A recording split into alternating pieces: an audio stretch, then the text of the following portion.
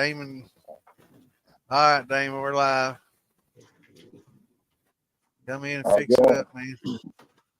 All right, let me post this link to the groups while you all chat, and I'll. So Michelle began fairly later, I reckon. But she had other stuff going on, but yeah, it's a pretty good episode. I've seen people try to run beer, and it's never worked out for them. So I'm curious to see how yours really turned out. I mean, it was pretty good, man. Talk about the weather like it. Until I get all these, good for my palate. I get all these links posted. The weather sucks. All there is to it. I know, man, but I gotta get all these links posted. Nobody's seeing it yet. I mean, we're live, but I gotta get the links posted, and then they see the link. Yeah. My fucking creek is so high, it's about to crest over. How's it going, Mike? I can't even see. What's up, Justin? Well, Thank you, buddy. I appreciate your support.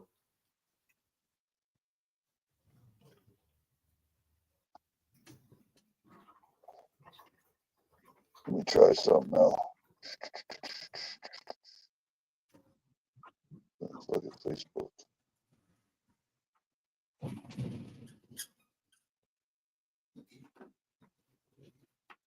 Oh, you're killing me.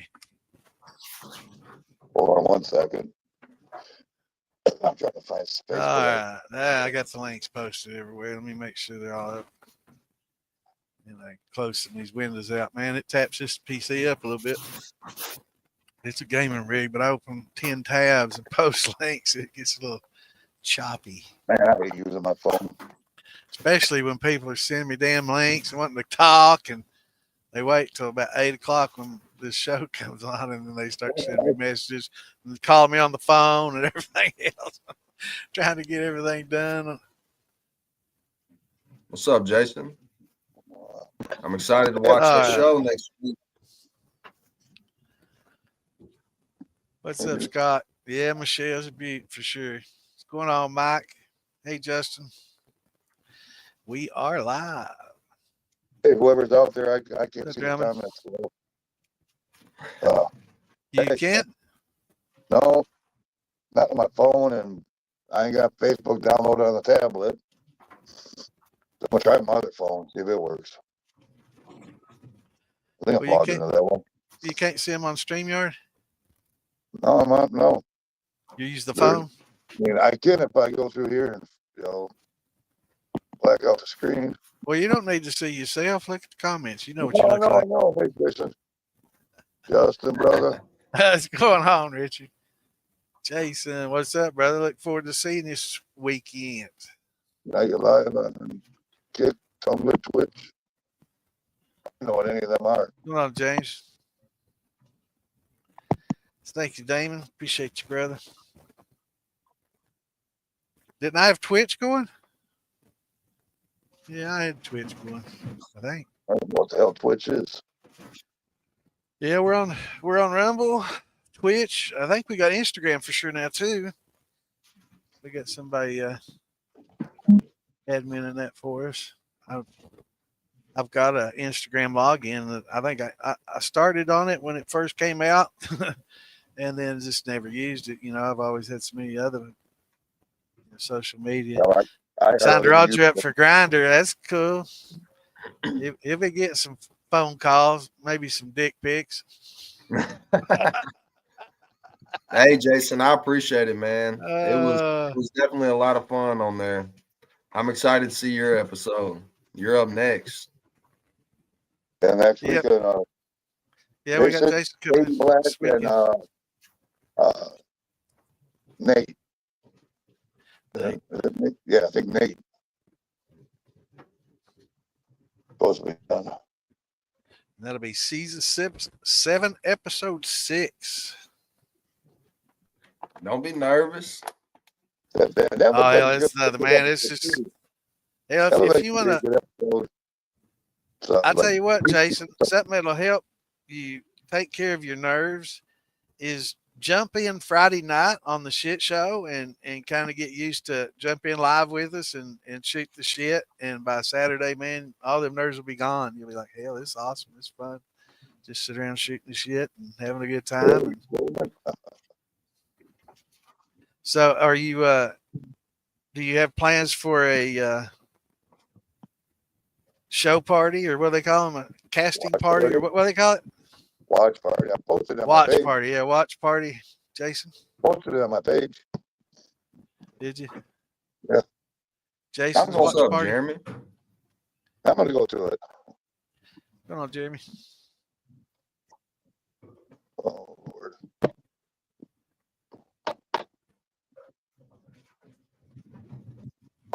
It's freaking rain. Awesome. I must have a staple in one of my Taco bar. Hell yeah, man. So you eat a lot of tacos too. Yes, I think it's funny. Philbilly last Friday was talking about everybody at his Taco Bell knows him by name, and I'm like, yeah, at mine they know my Ann and I. We go there all the time, late night. The Munchie Run.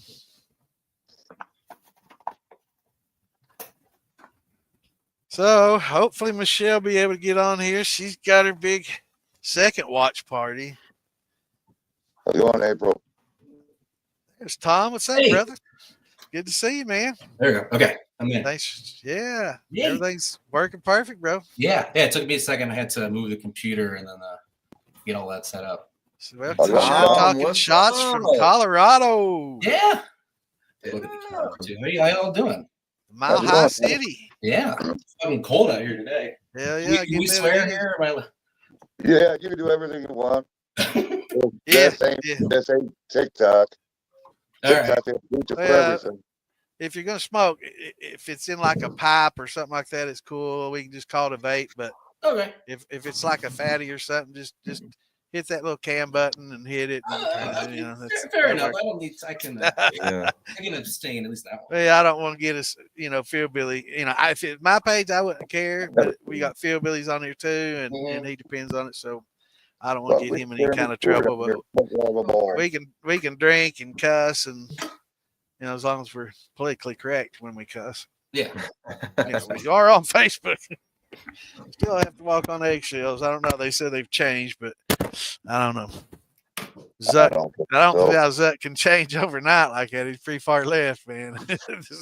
All his policies and employees and everybody, but I guess that's for a different show.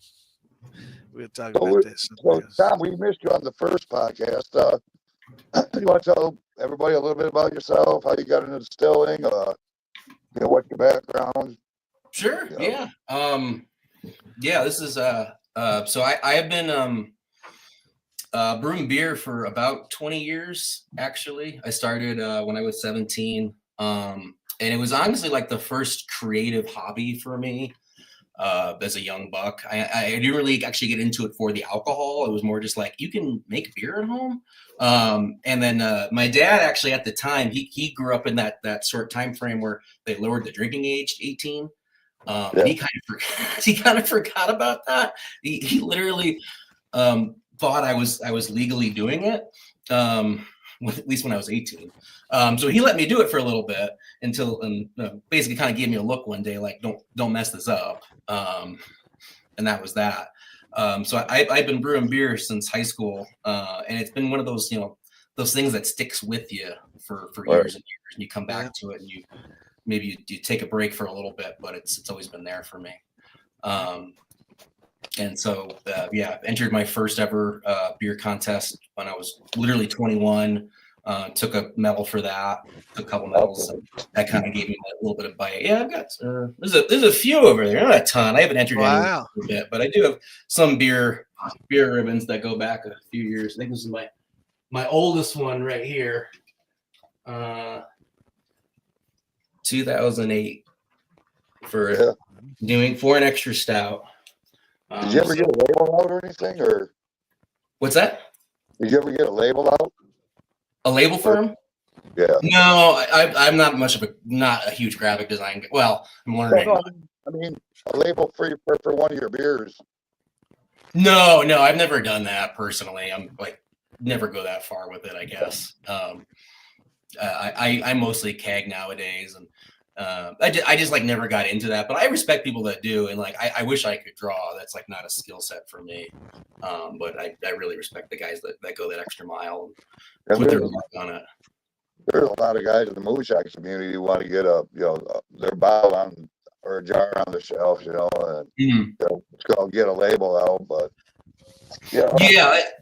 I never dipped my toes into the commercial side for beer. I considered it, and I've worked in a couple breweries, but never went down that as a career.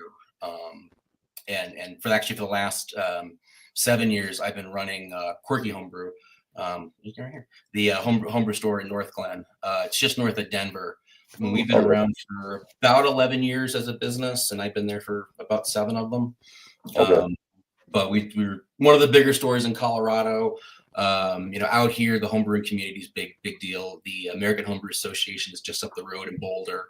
And there's guys that have been doing it out here for decades. So we're definitely like a beer state, So I moved out here actually for a cooking job years ago, and then kind of found myself, walked into the homebrew store one day, like, hey, I'm not working right now. If you guys need some spare help. And 2 days later, I was working there full time.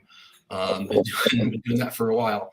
Awesome. So in the course of all that, sometime around COVID time, distillation got really picked up a lot for us. You had people I was literally teaching guys how to make hand sanitizer. There was one guy that came and bought a whole setup just so he could make hand sanitizer and keep his factory going. And a lot of people had a little extra time on their hands. Yeah, so that too, right?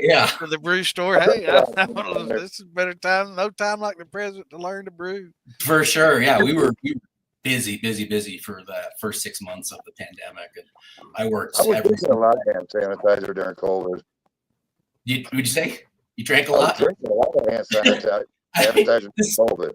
The stuff we were getting smelled like moonshine at one point. Yeah. I remember we were getting in jugs of hand sanitizer to keep the store open. I'm like, this shit smells like shine. Because they were just pulling out whatever alcohol they could get to make those. Neutral, basically. Yeah. So around that whole time frame, I had somebody return a condensing arm that had a crack in it. And then another person had returned a boiler unit that wasn't working for whatever reason. So I'm like, took the arm home and soldered it and figured out what was wrong with the other part. And I was like, hey, I've got 3/4 of a still. So I bought the other pieces to make it work, and kind of went from there. And that was during the COVID times? Yeah. About, I'm trying to think when it started. I think just before COVID is when I got into it, maybe 2019. Cool. Is when I started distilling. And then just picked up a little bit more during the pandemic, yeah. And then basically you just ran your basic beer recipes at first, or did you the very first thing I did was a beer, because I had a keg of an imperial stout, or a high alcohol stout that was sitting around, and I was like, hey, there's alcohol in this, why not try it? So I put it in and ran it, and it was weird, but after a few months, it got pretty good. It got a little better. That definitely gave me the bite. And then I think after that, then the next thing I started to do was trying to make some basic bourbon type stuff using flake corn and 6-row and ingredients we had here at the store. Right. So you did a conversion your first time, or did you depend on sugar? Or? Yeah, no, first time was a conversion. Yeah, because you're already used to doing that. Yeah, so I'm like, I'm just gonna make it like a beer, I guess, and try to shoot for a little higher alcohol percentage. So it's your first time working with corn, I guess. Yeah, that was occasionally you use it in beer. There's some beers that have corn in it, but not a ton, like Mexican lagers and American lagers use a little bit of corn. But other than that, getting into shine was really my first time working with corn. And then I very quickly got myself a Corona mill. And one of the nice things working in the homebrew store is you can source all the fun ingredients. So I found myself a bag of purple corn. And that was one of my first true bourbons I worked on, using our heirloom purple corn, some good craft barley. Definitely a little different though than making beer, for sure. Yeah, it's a little different. Yeah. So did you get a lot of hop oils, or have to deal with a lot of cleaning after that, or the first beer not so bad. It didn't have a lot of hops to it, and it was a little bit older. But I'm trying to think. It wasn't the first weird ones I did. I definitely I've done ones where, well, like recently I did it was actually like a Mexican lager, and it had a very light kind of flowery hop note, not like an IPA or one of those stinky beers. And that kind of came through nice. I was surprised. It was flowery and this little extra element. I was like, oh, what is that? So, I mean, they really lightly hopped beers can kind of be like a little pleasant add-on, but some of the like really bright citrusy stuff is just really aggressive, as we all saw from the show. And Mark was like, well, that's hot boil right there. Yep. I remember the look on his face when she was drinking that. Yeah, it can get skunky. Yeah, for sure.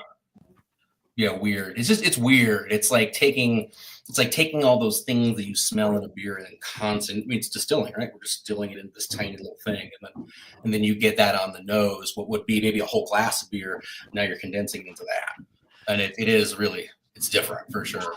And for those asking, Michelle will be on in a little bit. She had a second watch party to go to this evening, and as soon as she gets done with that, she's going to jump in with us.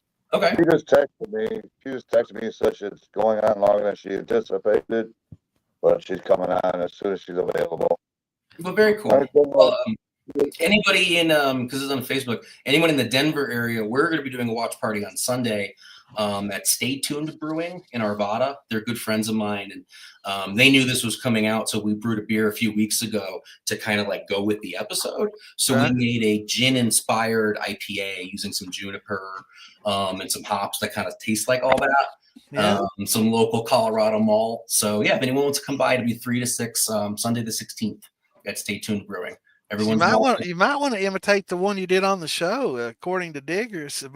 Oh yeah, he's ever tried. That was nice. That was a really good compliment.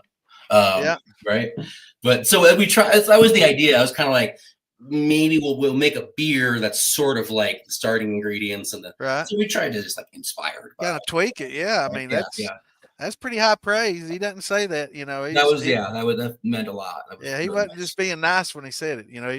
That's not Digger. He meant it when he said it. So that's true. You know. They had their hands full with you, but you know, I guess a technicality kind of got you. Yeah. I mean, you know, go out at technicality at the same time than them be like, you know, this kind of sucks, but it is what it is. I respect. Yeah. That's the rule, you know. Yeah, I mean, they said it'd be 90 or higher. You come in at 82, I believe. That was 87. I mean, I really should have been like the hydrometer calibrated, you know. If we double check that. Is that from China? Wait, right. They always shake. I know. I sell those things. They're off all the time. 3 points. That could have been I'm sure they got. I think they got one of those you drip on that's real high. They probably, probably. It was probably 80. You know, 86.897. I know, right? Shit like that. They're probably using one of those nice Anton Paul. Yeah, but for sure. Yeah. It's funny they don't show that on the show. You know, where they always show shaking the bead. The bead. They show them using a hydrometer or anything. So I think they have in past seasons. Maybe at least once, but I'm not sure. Like when they had to check somebody. It depends on what the challenge was. They've used them. But it's never every review or whatever. But I had a question for Tyler when he gets back here. Yeah. I'm sure that answers my next question. What's everybody drinking tonight? Okay. I think I saw some beer there. Budweiser and corn. Beach brandy. I do have for you, buddy. I do have my jar from the show right here. Awesome. So you're gonna put that on the shelf? I guess that's your trophy. Yeah, I'm gonna hang on to that guy. Man, I tell you what, you know, just getting on the show is a winner for everybody because like there's 16,000 applicants, you know, that they're weeding through. 16,000. Yeah. Know, in each season they pick like what 30 or 40. You know. That's about 10 episodes times 3, maybe. You know. Yeah. And Tyler, when did you apply for it? I don't know. I can't remember. Because for me, it was like years ago. Like I applied Like I got an email within like a maybe a couple months, 2 months. like in 2024. Yeah. Like I sent it last year, and they sent me something back last year, and Okay. yeah. But you met him though. You met him at a function, right? Digger. Well, I'm always down there. I always go. I've met quite, like I said, met quite a few of them. Right. But Tyler, a question everybody I know is dying to ask you, and I have to be the one. What did you think when your still puked or your thumper puked over? You think, oh shit. What does any moonshiner think when something like that happens? You know, like you gotta first thing I'm doing, you know, is I'm cutting it off.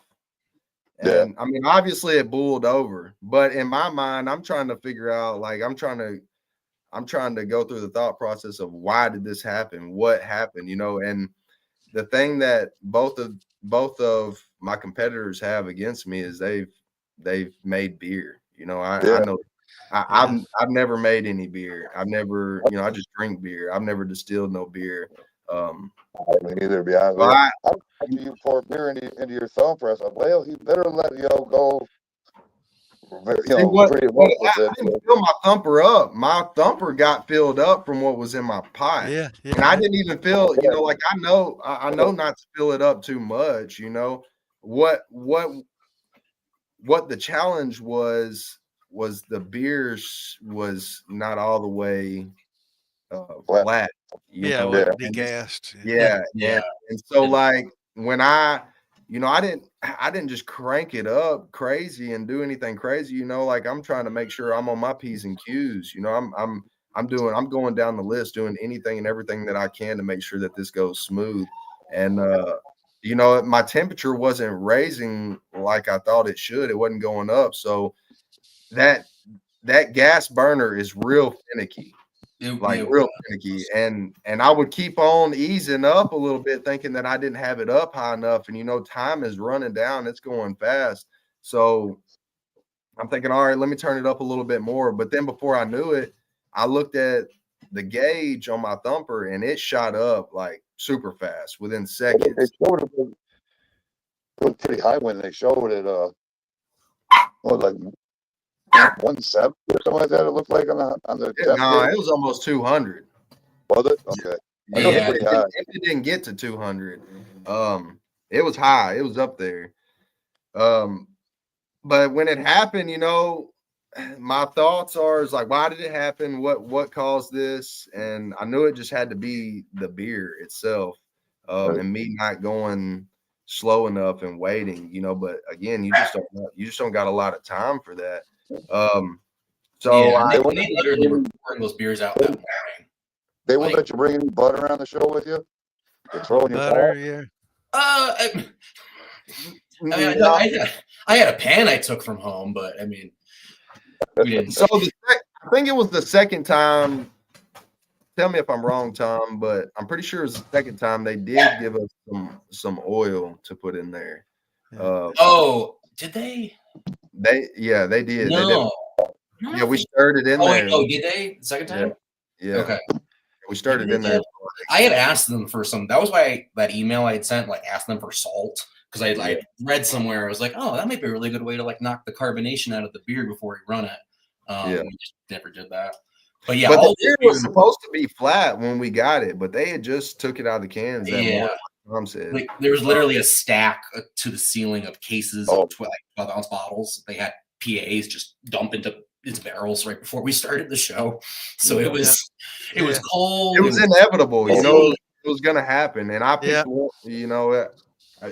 It was gonna happen. So the next time we got oil, but either way, I cut my steel off immediately. I mean, I couldn't just sit there and not do anything. So I cut it off, popped open the cap, broke the thumper loose, and Tom helped me dump it back into the pot, and then I put everything back together.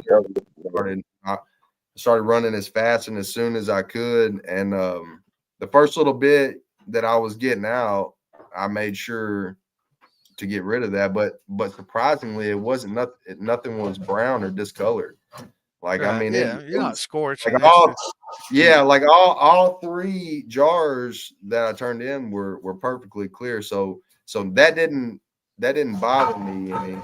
And it didn't really affect the flavor either. If anything, I think it helped me bump my proof up a little bit. it might have carried a little flavor over too when you puke Yeah. over like that. It'll carry it over. Yeah. And all that water that gets carried Yeah. with it. I mean, it mixed your thumper up a little bit too. Yeah. So yeah, just dumping everything and taking the cap off and shutting it down, taking the cap off, and Yeah, was because man, I was pushing out. I know just out of that beer, I was probably getting 135, like when it was first coming out, 135, 140. Like it was up that's there. It was high. perfect. Yeah, that's Yeah. really perfect. Really. Yeah. And man, every one of us pulled quite a few jars out of that before we really got down to any tails. I mean, I was surprised at how many jars I pulled from the beer. Yeah, we got some. It wasn't a ton. We did get some. I mean, for the beer, it was pretty good. Oh, I remember you going to I forget his name, and being like, maybe it was Peter, and you're like, hey, we need more beer for round 2 because we all had about like 2 jars worth after round 1, so we had to. The show was like, yeah, you guys need to take what you use in round 1, right? And we're like, that's not enough to. Yeah, that's what I told them. I said, this isn't enough for us to pour. And they're like, well, you can use water. I'm like, but man. yeah, Tyler really kind of was like, hey, I think we should do the show like this. And they were like, okay, sure. Because we got to that point and they're like, yeah, you guys can just run your 3 jars worth, right? You put 3 jars back into a 20-gallon still. Yeah, it's not that was their plan, I guess.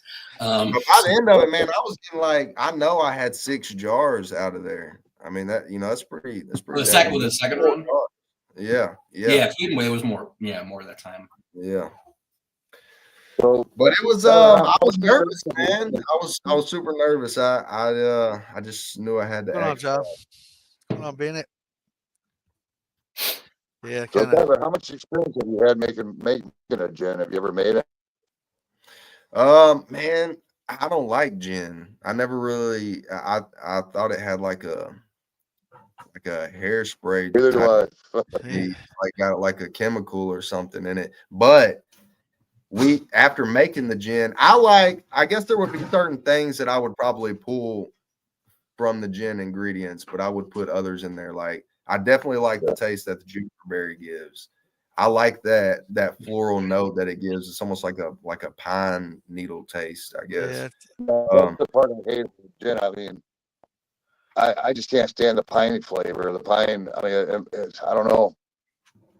Yeah, I'm not a gin drinker, but I like the jars. Hey, for sure, I'll drink them. I've done a lot of sanding on gin, for sure. We used to drink a lot of Tanqueray back in the day. See, that's the gin I can't stand. I mean, a Tanqueray. Oh, I liked it. I liked it until I got sick on it, and then after that, it was like, man, not so much. That's a lot of liquors, right? That's Jägermeister for me. I can't. John, you've had experience making gin, then I take it, or working with botanicals. Are you talking to me? Sorry. Yeah. I made with the botanicals. Yeah, a little bit more. Yeah, I mean, personally, like I like gin. I don't drink it all the time, but like I like IPAs. I like bitter tasting things, citrus notes, bright, punchy kind of flavors. So gin is like the closest thing to an IPA, kind of. I feel like in a spirit sometimes. So, but I've only made it once myself. Did sugar is a start, and then juniper, a couple different citrus. So I soaked it for about a month, and then I did a steam distillate through it. Came out pretty good, but I haven't been compelled to make it again. I've still got a few bottles lying around. Yeah, I've seen Phil Billy make a few gins and stuff that look pretty interesting. Some of his citrusy ones and stuff that he does on his show, and I'm not real big on the piney juniper taste either. And that's kind of when I got sick, that's all I tasted. So I think that if I did one maybe without so much juniper and maybe with some citrusy floral, things, I'd probably like it better. I know Lisa Lowry does some fabulous things with gin, and she makes some really good stuff too. So even hers, I was trying to pull out a lot of the citrus, but I can't. I'm not a big fan of gin. Oh, there she is. I'm in the car. I came outside. Awesome. What's up? How are you? Doing good. How about yourself? Congratulations. Oh, you just come back from the club? Congratulations, Michelle. Thank you very much. So y'all having a good time in there at your watch party? Yeah, and everybody's wanting autographs and stuff now. It feels weird. I don't like it. It's different. It is That's pretty cool. Yeah, it's strange. Yeah, so is this your first autograph? Yeah. Yep. Yeah. Usually it's the owner, so it was kind of cool. The owner was like, "Nope, tonight's your night. You're doing it." And I was like, "Okay, cool." Yep.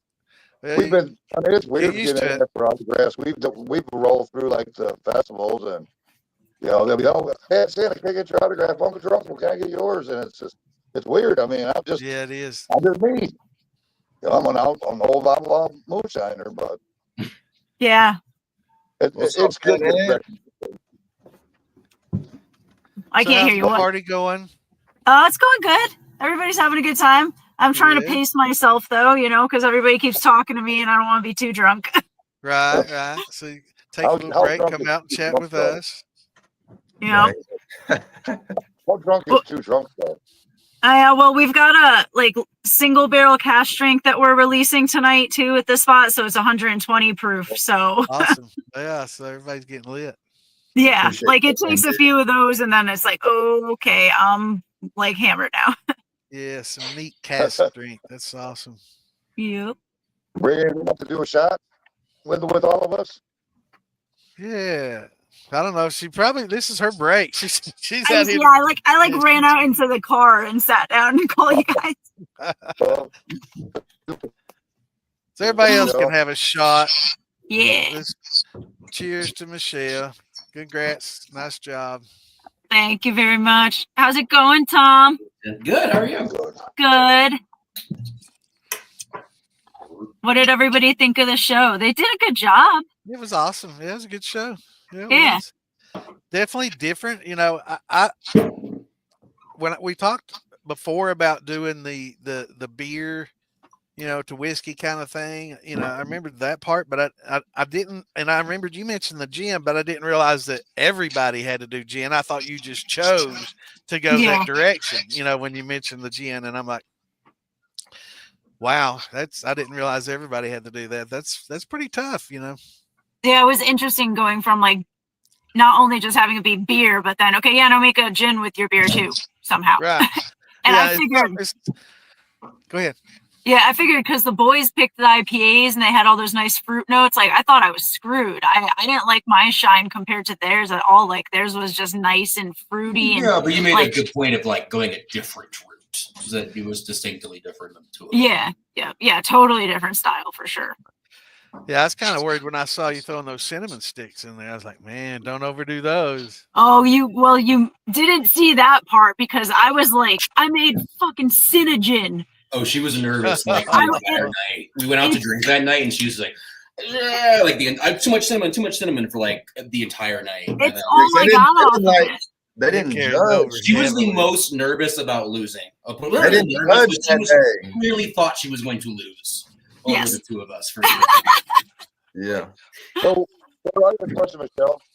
Michelle, when you turned in that 137 proof, did you realize it was hot or no? No, I've never shaken a jar before with bubbles to figure out what a proof is. I have hydrometers. I was explaining this to one of my reps. He's like, wait, you did what? It takes a minute to learn to read the G's. Yeah. No, that was weird. But I was the only thing I need to not do is be under. Because I was 40 over and Tom was 3 under. I was there's no way that he should have went home and I should have stayed for being that far off. Yeah, that's the thing. For I guess future contestants, is is shoot high. That's it's better to air high than to try to nail it, and get it just right. Easier, it's less likely to fail. Probably to air. So especially if you're not like if you don't have any practice in it. Like I had no practice in it. Yeah. You was learning, though. A what? Oh, Gabrielle Butcher says, "Wow, Tyler Butcher." You're gonna get him in trouble. He's got a fan on here now. The other night. That's my wife. Yeah. Yeah. You sure about that now? Sure that's your wife, or you just That's my biggest fan. Now, is that the same girl that wanted to see you the other night, or yeah, was that a different one? I don't get him in trouble. I was gonna say I don't get him in trouble. Thing about. What'd you say? I'm kidding. I said I'm trying to remember which one you said was your wife, and yeah, the other one was a close friend. Oh, I'm just fucking with you. Trying to get you in the doghouse. No, don't do that. No. Yeah, it looks like he's got a pretty nice doghouse out there. I don't know. Yeah. I wouldn't mind spending a little time in that doghouse. Mine doesn't look that good. Hey, well, you're in the basement. You're a troll. Basement dweller. What's that? I was just saying, as a basement dweller. Yeah, man. I'm a. I don't want to be in the doghouse. No. Yeah. I just took the wife out for a 10-year anniversary. Well, not my wife. She will be my wife in September, but for our dinner, and it was. I don't realize how expensive she can be. $100 dinner. But it was really fun. I mean, Michelle fans on there too. Now, is this your husband or boy? Nope, sure isn't. Okay. I don't know who that is. Just thought we'd check. Nope. I got my dog, and that's it. Oh, you got a lot of fans now, that's for sure. Yeah, pretty dog. So I mean, get used to the autographs. Dog. Yeah, she's awesome. She's a good one. That was cool. I like how they put her in your intro. She was in there for a few seconds. That was nice. Yeah, the intros were cool. I liked how they did all those for us. Tom's was fucking adorable. Oh, thank you. That was great with the homebrew store and everything. So. Yeah. Michelle, your dog's really light and you're really strong. Which is it? Both. No. Well, she's missing a leg, so she's a little bit less than she's 3/4. Yeah. That's probably Damon. So. Yeah. I don't know what happened with my intro. I sent so many pictures and videos, and I don't know. They just picked the ones they liked, I guess. I know they had to squeeze in such a short amount of time. I feel like Yeah. I know when they took my leg off, I lost 40 pounds instantly. So I think that's a player that'll make her. You can have my dog hang out with you. You guys can do a podcast. That's a tough way to lose weight, If you make the Maggie Valley, you got to bring her and we'll get some pictures. Tripod. Yep. I need a kickstand though. But I really need. Don't give me direct lines there. Bringing up kickstands over there. So, have you got yourself established on social media yet, or is that still a work in progress? You want to plug any pages or links, or? I did an Instagram page. So I just started that, but I have absolutely no idea what I'm doing. So bear with me on that one. Right. Well, you got to get on Facebook. Instagram's great for little videos and shorts and stuff, but you got to get on Facebook. That seems to be where most people are. I wish everybody'd go to the other one, but it is what it is. And I guess Zuckerberg's reformed now, so hopefully things will get better. We'll see. So if you want to give your distillery a plug, you're more than welcome to. Yeah. GW. So tonight I'm out in Waxhaw. So we have a location in Waxhaw, North Carolina, right on Main Street.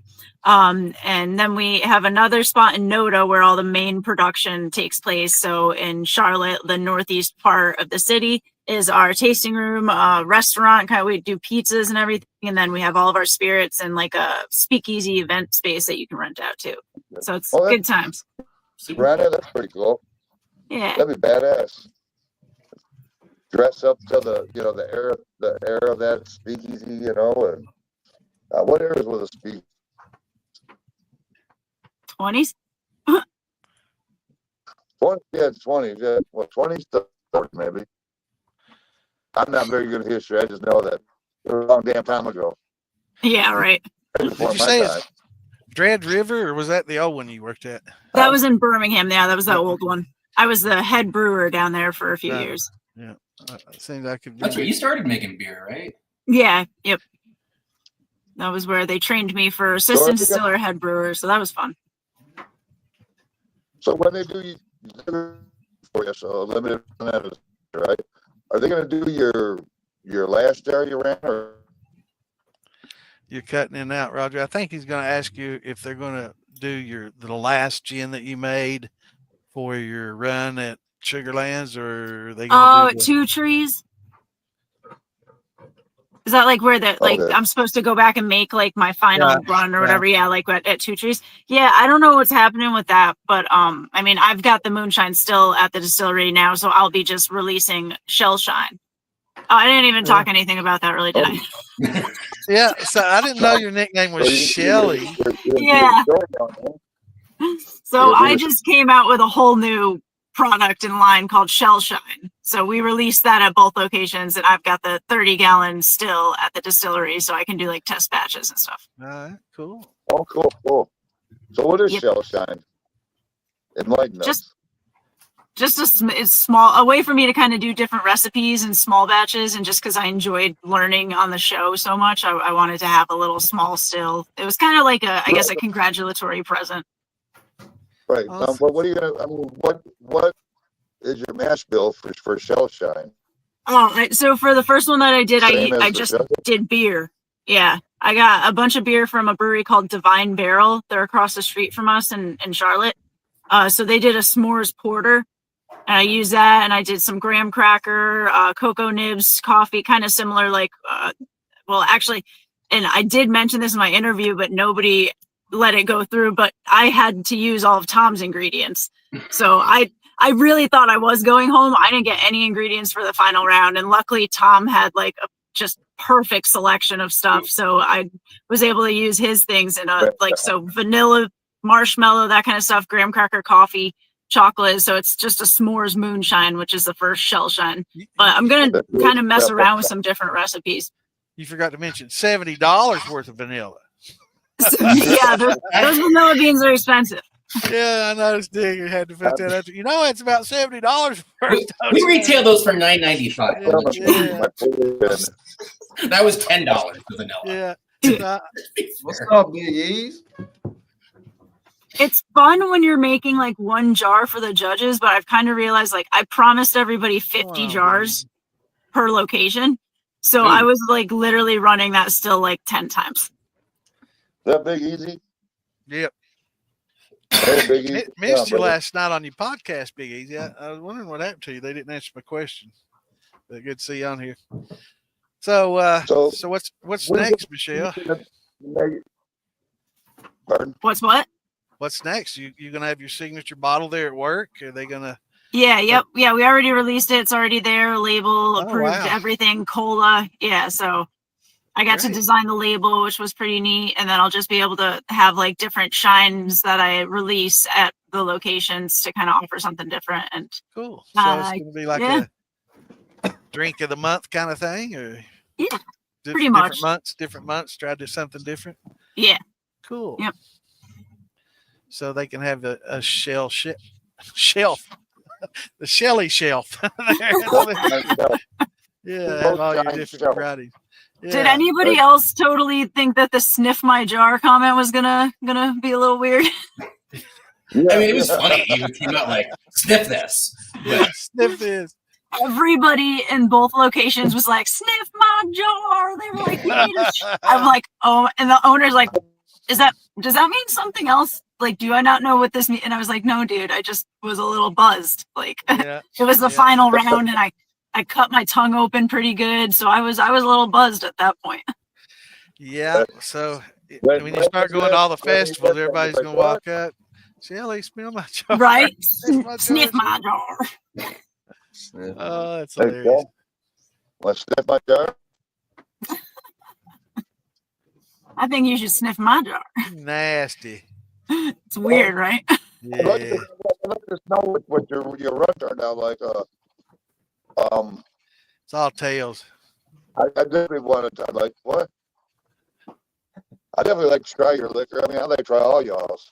Yeah, I look forward to seeing y'all at the festivals and stuff and sharing jars and stories. You Yeah. didn't make it to Maggie, aren't you, Michelle? Maggie? Well, she's we close dance? by. Yeah, her and Tyler are just hop, skip, and okay. jump away. So Yeah, I got. Yeah, I've got my trailer. Tom has to, he has to get connecting Hey, flights to get send me there, an man. invite. Like I got airline miles. I'll come hang out for a Yeah, weekend. it's I'm a big definitely bluegrass got guy it, brother. myself, so You definitely got it, brother. It's such a good time down there. it is a You good. get to Time. meet great That and Farm to Bottle both are backwoods awesome. shiners out there that don't get acknowledged. Yeah, they're both a lot of fun. Tom, you Yeah, I agree, Lisa. It's a or lot. Man. drive. A lot better. Man, I probably that's going in and out. Yeah, you're cutting Yeah, in a little now. Raining I was Looking gonna up. say I can't understand anything he's saying, you guys. It's cutting in and out. I don't know if he's on his tablet or cell phone. He Okay. gets a little bit, sometimes his Wi-Fi gets a little sketchy out there, and the kids get on and start playing Call of Duty, and it all goes downhill after that.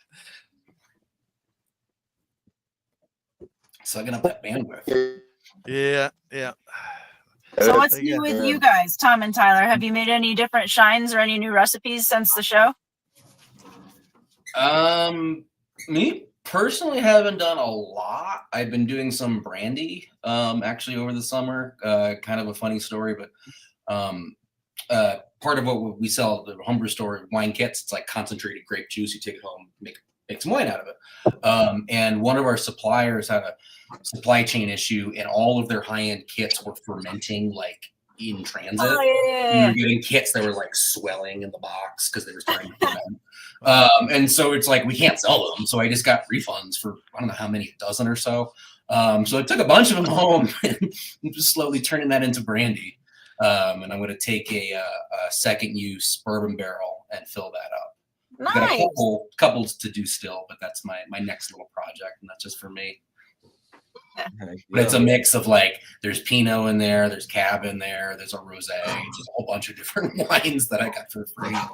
Waste not, want not, turn it into something fun. Exactly, that's super cool. Richard, these guys were on this past Tuesday.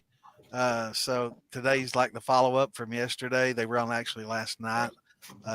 Season 7, episode 5? 5, yeah. Yeah. So we'll be having episode 6 coming up. So you missed it. You'll have to find it and get caught up. We'll try not to spoil it for you. Yeah. This is more of a see it to believe it type of thing. Big Easy's. That's funny. What did he say? I can't read it. And he can't understand you when you're in person either. Don't feel bad. Big Easy. Yeah. Oh, that's funny. Probably Yeah, drunk we tend to get drunk at those festivals, that's for sure. And it's always a bad hangover too. So many people bringing their jars, and a lot of it's sweetened stuff. It's all a lot of post flavored, sweetened up stuff, which is okay, a little bit, just a kind of social drink on. But when you're handed 50 jars a day, you really don't want to do 50 shots of sweet stuff. Hey, now that you say that, and headsy sweet stuff, I should say. Yeah. I didn't really want to post flavor and my distillate at all. I just wanted to, try to go with the fruits and the thumper and put it in my pot. That was something that I tried to stick by through the whole episode. Yeah, I kept trying to give you coconut in the last round, and you were like, "Shut up, no." Yeah, I didn't want to put anything in there, man. I was just really trying to compliment the beers that I used and really pull out that citrus note and just come up. So he's being conservative. You know, that's kind of smart. You know, because I've seen a lot of people get on that show and try new things, and it's the worst place to try something new. Yeah, unless of course you're doing something you've never done before. And then I know that feeling though, because that's how I felt as soon as we got onto that main area, and they're like, "Here's your beers, pick whatever you want," and I was just like, my plan just went out the window. Yeah. I was like, I don't care. I'm just gonna here to have fun. These guys want to have fun. Like I don't care about winning anymore. I didn't know what I was doing the whole time. I'd have been lost at all.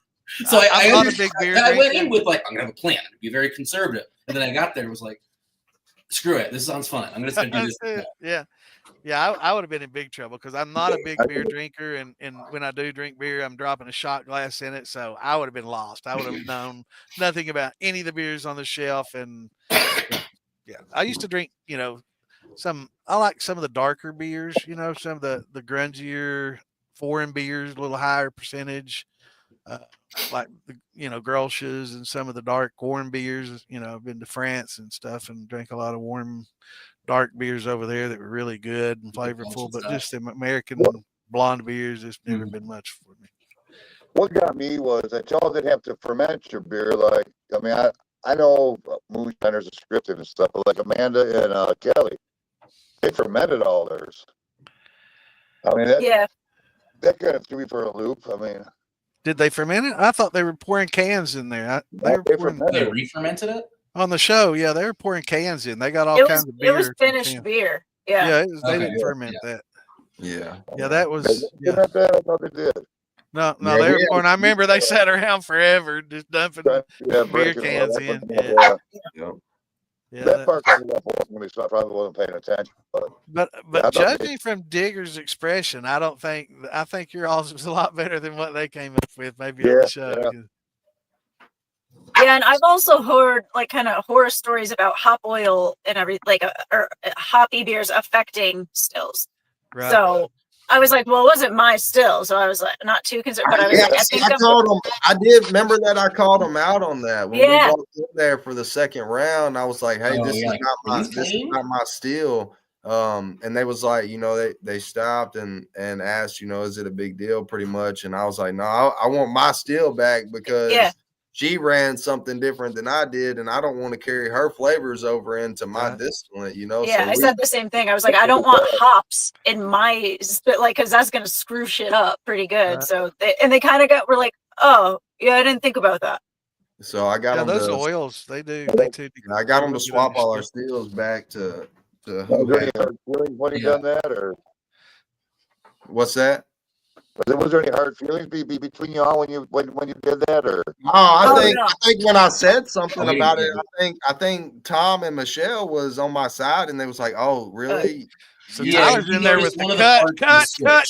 Hold, stop, everything. I mean, if that was me, I'd want the same thing. I mean, I'd like to have the same still that ran, especially when you're like beer. I mean, you got all the hops and. Everything's just there was no arguing or nothing about it. They, like the people that we were dealing with, you know, because like Mark and Digger and Tim and them, they weren't really in there. We was just really dealing with like cast production or whatever you want to call it, like the people that kind of take care of us, you know, while we're there filming. And when we walked in, I noticed it, and we were about to start filming like right then. And I was like, hey, I told Michelle and Tom, I was like, hey, this is not my still. And I was like, man, I don't want to run. I want my still back. And we were sitting there debating on who had whose pieces and what was what, you know. And then when somebody come back in there, I was like, hey, you know, we got to change these around. So then they did. They took a minute. They swapped them all. We picked out whose was what. I think that's a fair thing for them to do. I mean, it wasn't a big deal. They didn't make a big deal out of it. Neither did we. You know, we were all. Yeah, we were all on the same page the whole time. Like, we was all helping. We all at once, right? You know? Oh yeah, they had Big Easy. They had a cleaning station outside, and they just this guy with like Dawn dish soap and just water, just going crazy. Which that's all it was. A lot more. there should have been I a got a lot more question for you done guys. to clean them stills. Don't get me Yeah. wrong, but as long as we got our still bag that we were using, Right. for the most part, everything was going to be okay. And I also want to say something about Big Easy's comment a while ago. We did. I don't know if it was Tom, if Tom was there with us or not, but I know we did add water. They did allow us to have some water. Now, the first time we didn't, or no, the second time we didn't. We used more beer. They gave us more beer. But maybe it was the third time we did use water, and I did put some in there, but I don't think it showed it. And I think Michelle may have put some water as well. Because I can't remember. I don't think they did show it. But either way, we both needed some really because we were short. That's funny. But that would have been honestly what he's saying. Using water, that might have been a good idea. Yeah. That's funny. Justin said, for those that can't see, probably still had some brisket flavor in them. Justin, you're probably right, man. Right. They probably had a few flavors in there. Somebody got pulled pork, and somebody got bouillabaisse. And we was the last episode. We were the last 2 episodes, so there was all kinds of flavors in there. Those stills have been rode hard that year. Another good use for heads. The heads will definitely help clean out that hop oil, though, if you ever have to do it. It's another good use for heads. Mm-hmm. Was any of you there when Justin ran his brisket liquor? Did y'all get a chance to try it? I wasn't there when we were there. Oh, I didn't. There was an episode where they cooked brisket in one of those. Yeah, there was that was Justin's. Like they did a bouillabaisse, a pulled pork, and a brisket. Oh shit! Oh, okay. Yeah. Can you imagine? I remember when we were there. They had that. One of the judges said the brisket tasted just like brisket, like you're drinking a brisket. Yeah. I'm gonna see that run. I don't know about the beer so much because I like my beer the way it is. Yeah. Beer that tastes like beer. When we were there, I remember that they had that spicy pepper wheel over by the all the props and the ingredient section. Oh yeah. And the first day I walked by, I'm like, please, that's not for us, right? And so we'll have to wait for Tyler to get back to talk about mess making. Oh, he was good at that. Yeah. He had a couple shots. I thought that was kind of when he was filling the still like in the very I think when he's filling it up, it kind of everywhere. A big puddle there, yeah. Now, there's Master Distiller got janitors that come in and mop the floor when you. Oh no, they were still sticky. No, they were still so sticky. When we got back, it's like a theater in there. There was no mop. And it was so hot in there too. It was just crazy. Yeah, it was like you weren't sweating too bad. It didn't look like. I mean, when tell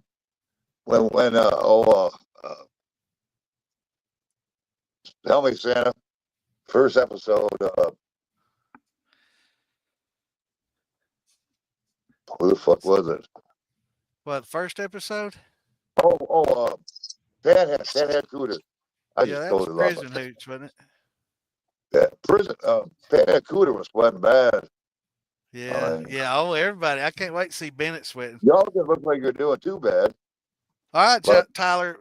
Somebody, I think Justin or somebody mentioned something about. Oh no, it's Bennett. He made a huge mess when he was there, and he loved the fact that he didn't have to clean it up. So, did you have a little bit of an over pour there on that? You talking about when the still started puking? No, when you filled it up. When you're filled it up. Yeah, when you filled it up, looked like. Who said this now? Bennett. Mr. Bennett. He was talking about a mess that he made. His show hadn't aired yet. It's supposed to air this season. Come on now.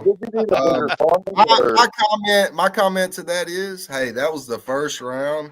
We're all nervous when we get up there, and I was just a little bit listen. This is a little bit behind the scenes. I'll tell y'all some more stuff that y'all didn't see. So really, the first round, right? So I spilled my beer, trying to pour it into my still because I was so nervous. But check this out. I popped open my little casket there behind me that holds all of our goodies, and I reached my hand as soon as they said go, you know, and I reached my hand in there and I lifted something up to go grab something else, and there was a knife sticking straight up, right up under whatever it was that I grabbed, and it cut my finger plumb open. I mean, as soon as they said go, first round, so like, not only did I spill my beer in the floor and make a big old mess, but I cut my finger open. And you know, they had to come in there, nurse had to come in there and give me a little band-aid and stuff. So at least they didn't show I'm it. so glad that they didn't show that, because I mean, it would have just been one thing after another. It was a good experience though. Charlotte said y'all looked hot. That's my fiance. Oh man, it was Yay, congratulations. it was 100 plus degrees in there. Oh, was she talking about temperature wise? Okay. Both, who knows? Charlotte, what do you refer to? Hot as the temperature or the secret meaning? Yeah. She actually, so just small tangent. Small tangent. The overalls I was wearing on the show, Charlotte made for me. So she tie-dyed them herself. And as soon as I put on the show, I'm like, I want my own bibs. I want something custom. I want something fun to wear. Awesome. Was that? They were definitely different. I mean, yeah. I've never seen tie-dye bibs before. I mean, other than Crazy Chuck wears some really crazy tie-dye shit. Yeah. She's really good at it. She makes a lot of stuff. But yeah, custom made. If you don't know Crazy Chuck, look him up. He's the one that he got a liquor called Purple Jesus. It's really good liquor. And he has tie-dye too? Yeah. Everything about him's tie-dye. Everything. So Tyler, I remember you talking about something about cutting yourself. So now I see what you were talking about. You referred to it earlier, and I wasn't sure. I think it might have been backstage, you know, before the show started. Yeah. So now I know what you were talking about. I gashed my tongue open the last day. Hey, I like went to eat a piece of sushi and I was rushing and like just boom, tooth right into the bottom of my tongue. And like the medic came over, he's like, I can't do anything for you. And everybody was like, just put some liquor on it, put liquor on it. So like I was pretty drunk by the end, but it was a solid gash. Wow, those don't heal that well. I've got my tongue too. Dude, it was swollen to like the whole like interior of my mouth the next day. I texted both the guys. I was like, yo, I'm going back to Charlotte. Like I have to fix my face. So you're not like one of these split tongue girls we see on TikTok, are you? With tongues going everywhere. That's crazy, man. That's weird. That's weird. It is so weird. Get your tongue kind of forked, or I had pretty good sushi today. Speaking of sushi, I just started eating sushi. Golly, it was worth $25 or whatever they call it. It's my favorite, but I just needed to slow down. Yeah, I mean, I thought I was going home and get it. Like I said, I didn't even get my ingredients or anything for the last round. I seriously thought I screwed up the gin really bad, and I was like, "All right, boys, have a good one. You're going." Like, and then it happened. I was like, "Oh." Yeah, she told me she was like, "Don't," because they was trying to. There was something going on, and she was like, "Y'all don't even have to set a ride up. I've got my car. It's here." She thought she was gone. Yeah. He says it was hotter than a camel's hump in the Sierra, in the still house. They were sweating buckets. Yeah, it was hot in there, Big Easy. It was real hot. Yeah. They give us some rags to wipe our face. That was about it.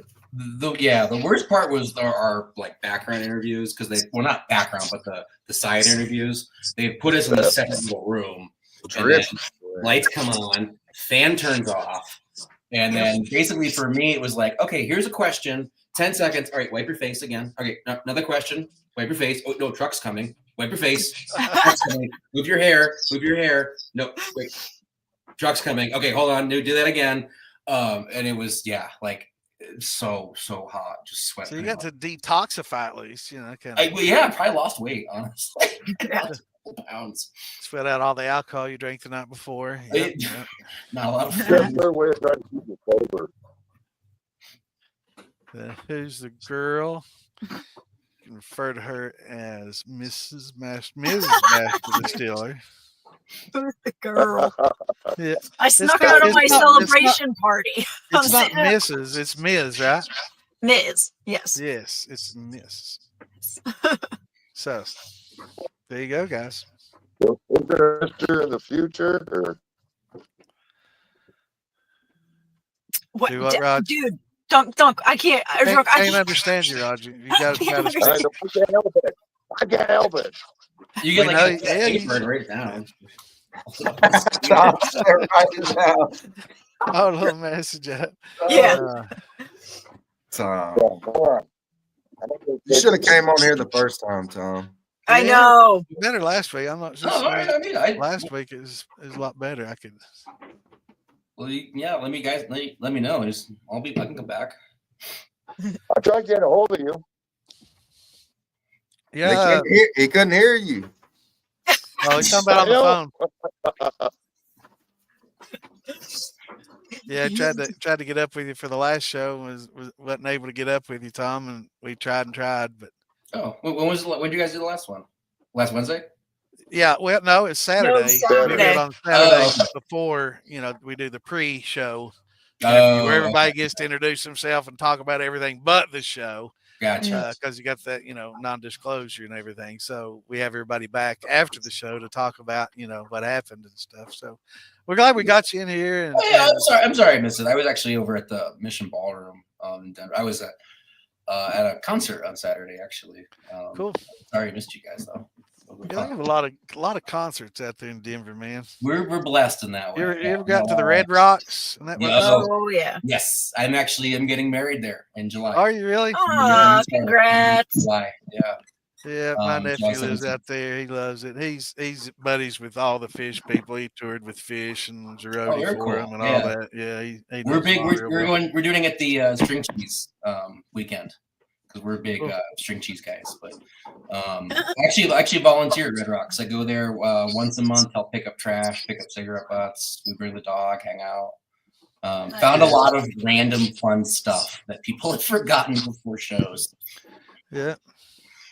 I bet. Love it, please. So I spend little time out there. Do you ski? No, I don't. No, never skied actually. Not one of. Oh man, you're missing some of the best skiing ever. I love Breckenridge and the A Basin there. Oh my God, it was awesome. Yeah. We don't have really good mountains around here to ski off of. It's like a little bit of snow at the top, ice all the way down from the mountain, but there, you have some really nice powder snow and I guess up in the Northeast they get some good powder snow. But Yeah, it's here we get slush. We get slush here. But it's better than nothing. I tell you, once you learn to ski in slush, you'll be able to ski in anything after that. It's definitely tough. Yeah, Tom and I are both from Connecticut, so we know all about the slush and the crap skiing, and so you can appreciate the good snow. Yeah, we actually went to the same university. Yeah. Kind of funny. Yeah. University, UConn, out in Stores. Yep. It's a random little thing we found out on the show. Small world. So I guess Killington, Vermont. You ever go into that area? Yep. Mount Snow, Killington's nice. Yeah. Good place to ski. Mm-hmm. So what's your first jar? You said that they just started one for you or just had it already ready, huh? What's it called again? The new spirit that I came out with? Yeah. Yeah, it's called Shell Shine. Shell Shine. Okay. I thought that was gonna be like a category. You were gonna do lots of different things and just call them Shell Shines. Yeah. Well, on the label, it's like it just says Shell Shine North Carolina whiskey or North Carolina moonshine, and then I can do like kind of different batches of it. Right, and each batch going to have like a different flavor and different thing going on. Cool. Yeah, it'll be used like mostly in our tasting rooms to give the bartenders like kind of something different, like depending on the seasons. Like in the spring and summer, do something nice and fruity, and then in the winters we can do something kind of darker, roastier chocolate to give them to mess around with some cocktail recipes. Cool. Yeah. So y'all serve food there also, or just? Yep. At our Noda location, we have turbo chefs for like pizzas and stuff, and then in our other spot we do food trucks that we kind of circulate. Food truck, that's what I saw. I did a little bit of research. I saw they had the food trucks and stuff there. Yeah, it's handy. When I come over there, Michelle, you better be ready to run something. Ready? Whenever you are. Like 3 times a week you're running? Usually I'll mash in 1 week and then distill twice the following week, and I kind of stick to that schedule. Right. Yep. So how big a fermenter do you have? I've got a 2,000 liter for my mash and my fermenter, and then 1,000 liters still. So one mash and gets me 2 distillations. Right. Cool. Yep. It's a really small kind of setup, like, and it's in a small building. It used to be a brewery, so we kind of packed everything in there as much as we can. It's not a bad size though. 2,000 liters. That's pretty good. Mm-hmm. So what about you, Tom? What's your plans? Don't give up. Keep going. Yeah. Tyler? Oh, I think you're talking Tyler. Yeah, What's that? Tyler, Tom, both. Yeah, either one.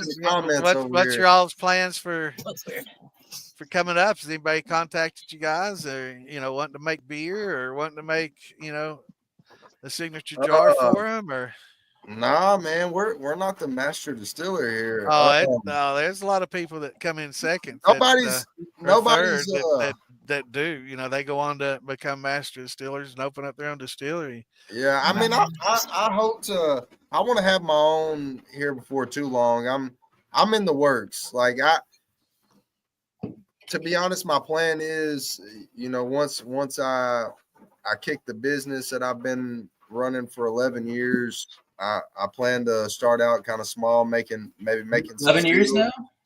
Yeah, I've been running my business for 11 years. Yep. I'll probably start making some stills, selling them, making anything that I can, make a little money, and then I'll open up a small distillery somewhere. It's really all about like where I am right now.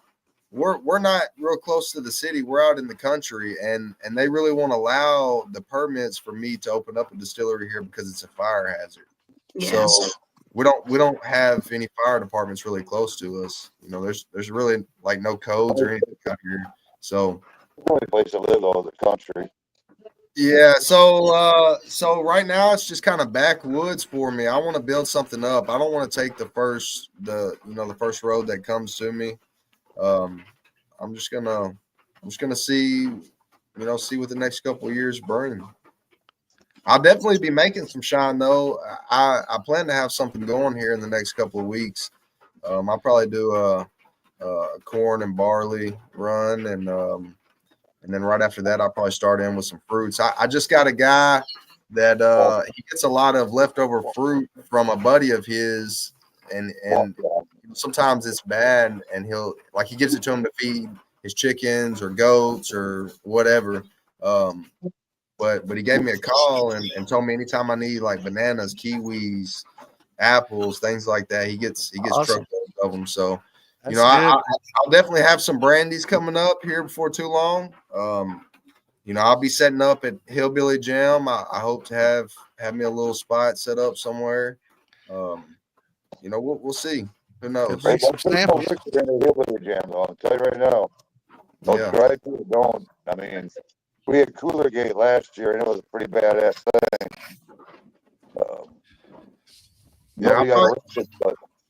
We'll probably set up somewhere, have a little something small. But I'll definitely be there for sure.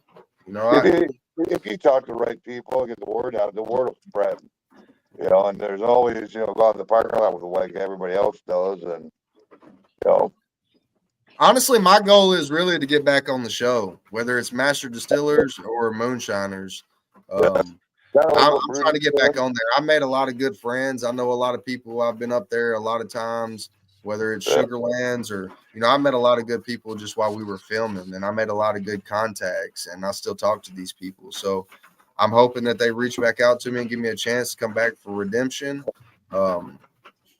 Who knows? Maybe I'll be right there with Tiger Shine and doing something with Mark and Digger. I don't care who they put me with. Put me with somebody. I don't want to be on there. Maybe take y'all on some coon hunts and take y'all to my still site. You know, maybe I have my own little thing. So what about you, Tom? I would just say like a coon hunt with him.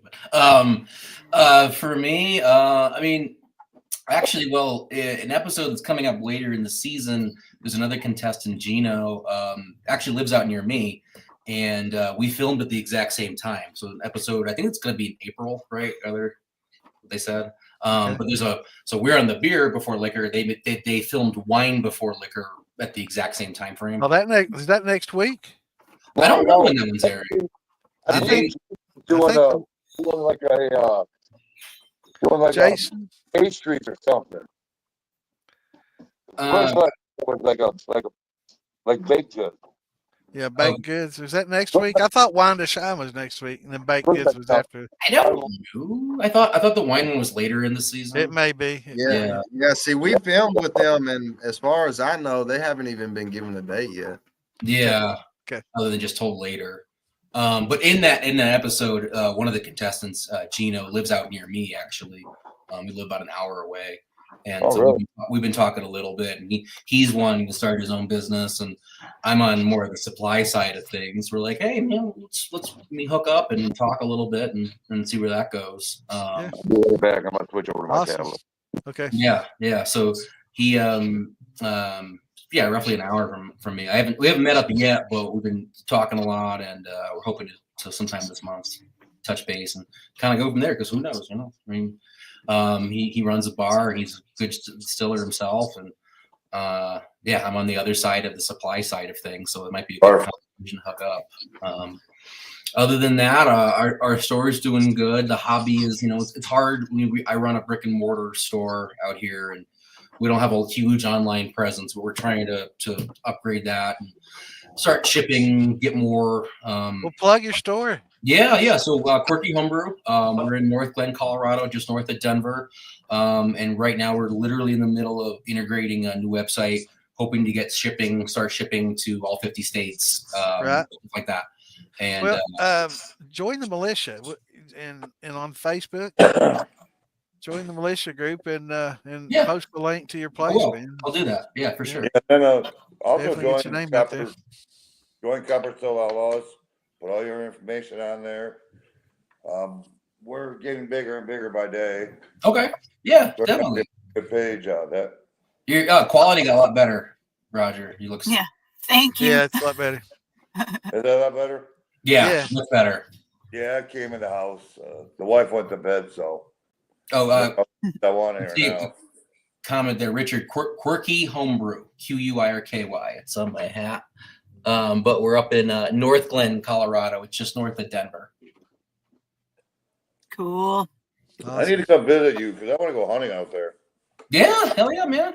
I went hunting in Salida last fall. What's going on, Jim? New to me, I guess got into it, but I took my first doe last year. Elk? Good shot. Yeah, first Elk? a doe. Yeah. I mean, we got elk here in the mountains behind me, but it's so hard to get a tag for one. I mean, it's a lottery draw. Yeah. Out here, it's kind of easy. Like, I mean, you can buy a rifle elk tag over the counter. It's kind of nice if you're a resident. Yeah. Last year I did. How much is an out tag? $50. Oh, that's Is sick. that it? It's if you're a resident. Yeah. Yeah. The resident Out-of-state thing. residents, How much? 5,000 for out of state. Yeah. It brings the state a lot of money. I'm exaggerating at 5, but it is expensive. It is a lot, yeah, for sure. Yeah, it's a lot. How much is out of state tag? I don't know how much. Yeah, but Rough Here we have the lottery system where you have to pay like $10 a year to enter the lotto. Yeah, I thought that's what it was in Colorado too. It's complicated. Yeah, I'm still kind of learning it. But every year you put in, you get points basically, and the more points you get. There's local game around here that I want to hunt. I want to go boar hunting. I did it out in California. I had a blast, but I had 2 legs back then. It was a lot easier. So I definitely want to do it here.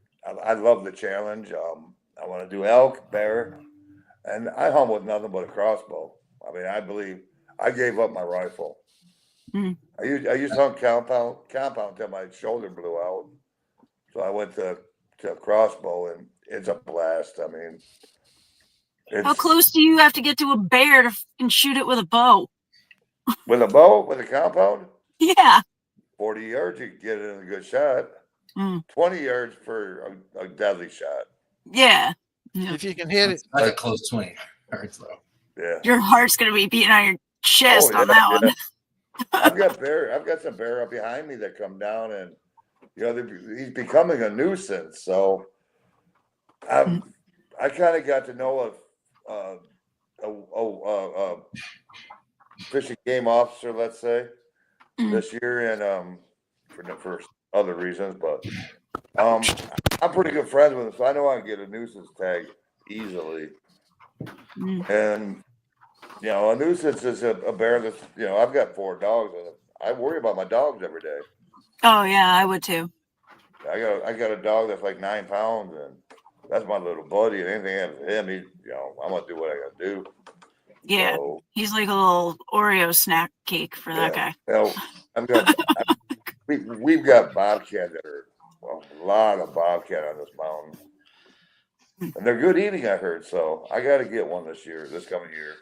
Tom, are you able to type in comments? Yeah. Okay. Well, somebody was asking about your store. If you could type it in comments, so everybody can see it.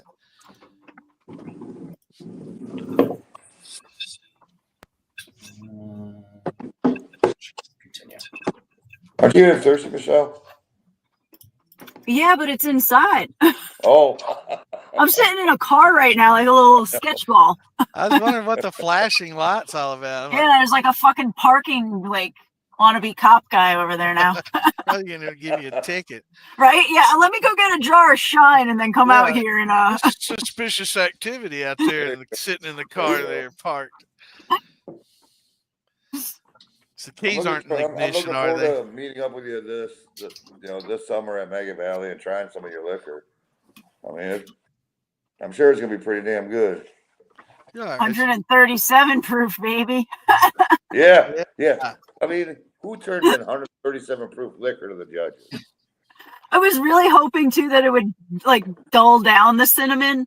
I was like, if I just burn their palates, then they won't pick up on all the cinnamon. I think you're kind of right though. In the high proof, you lock out some of those oils, and you don't pick up on some of that flavor. Definitely, Tim Smith's not a big cinnamon fan or a pepper fan. Anything hot he don't like.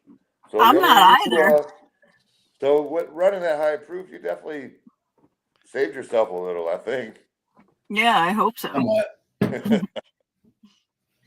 Hey, I thought that it came out like crap, man. I was not happy. Yeah. Talk about your distillery. Do you have comments you can type it in? Yeah. That way everybody can add that to their favorites. Join the chat. I don't know what it's doing. I tried to answer for them. Yeah, it worked. It worked. Oh, okay, all right. Gotcha. I gotta keep working. Michelle's on a phone. A little harder. Yeah. Great wagon wheel. There we go. Great Wagon Road. Wagon Road. I'm sorry. Yeah, you're good. GWR. WR. Yeah, Great Wagon Road, not wheels. I'm sorry. I can't really stand the name in all honesty, but it's the owner's decision. I mean, he's from Ireland, so he does, that's the tribute to home and all that, and all the immigrants. Yeah, there's probably a road back in Ireland named that. Great Wagon Road. Well, that's in the States, all the way. It goes through Charlotte, North Carolina. Oh. Yeah, so that was kind of a contributing factor to him naming it Great Wagon Road Distilling Company. Okay. Because that's a mouthful. That's why I just say GWR.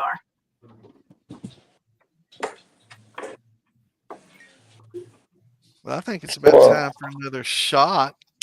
Well, yeah. Michelle? Hey, I'm thirsty over here, man. Nobody have some for me. Thanks. Yeah, I'm going to have to go back in soon, too, though. Jen, I can try. Branch and barrel. It wasn't mine.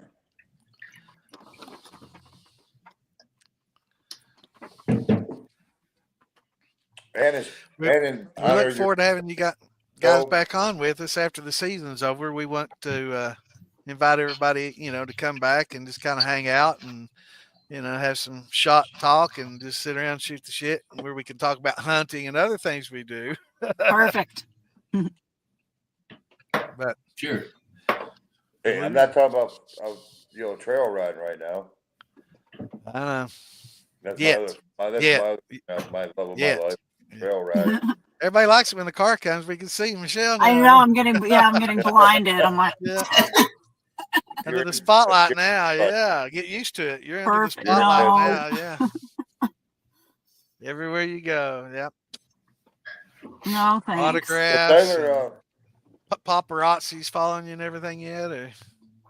Well, the Instagram thing, like, I'm totally new to it. I don't have my own social media. I don't have anything. And like, so the Instagram, and it's like kind of random people that are just like messaging, like, here's a picture of my dog. And I'm like, all right, cool. Like, Do you what have- do I do with people, that? like, reach out to you, like, I know you. Like, No. you mean like that? Or No, it's random people that like I don't know that are like So- now following you. And I'm like, I don't really, but I guess it's from the That's cool. show. Yeah, they So see on the it's show. where Like, we hey, I wanna want know, to keep it's up with where- this gal. She's going places. But being Where someone that everybody- has zero experience with anything like that, I'm like, it's just weird for me. Yeah, you went from Where ghost am I to gonna most. know Yeah. what's your Instagram name? Shellshine NC. Shellshine? Yep. What was the last? NC, North Carolina. The NC for North Okay, yeah, I Carolina. got you. Now All do you you out there that pronounce wanna the follow shell, Michelle, Yep. Chelle? Yeah, Shellshine. CHELLE and then space shine. NC. So for everybody wanting to follow her, there you go. Shellshine and see. Yeah, Bennett followed you on Instagram. That's one of those lurkers. He's on the show. He's gonna air sometime this season. Hopefully, he's not been told when he's gonna air yet either. It was tough He's- waiting, he's- yeah. you know? Yeah, I'd say it was just the anticipation, and it's my understanding sometimes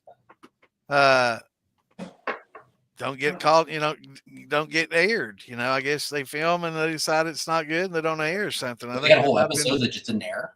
Oh my gosh, I would have been so sad. Yeah.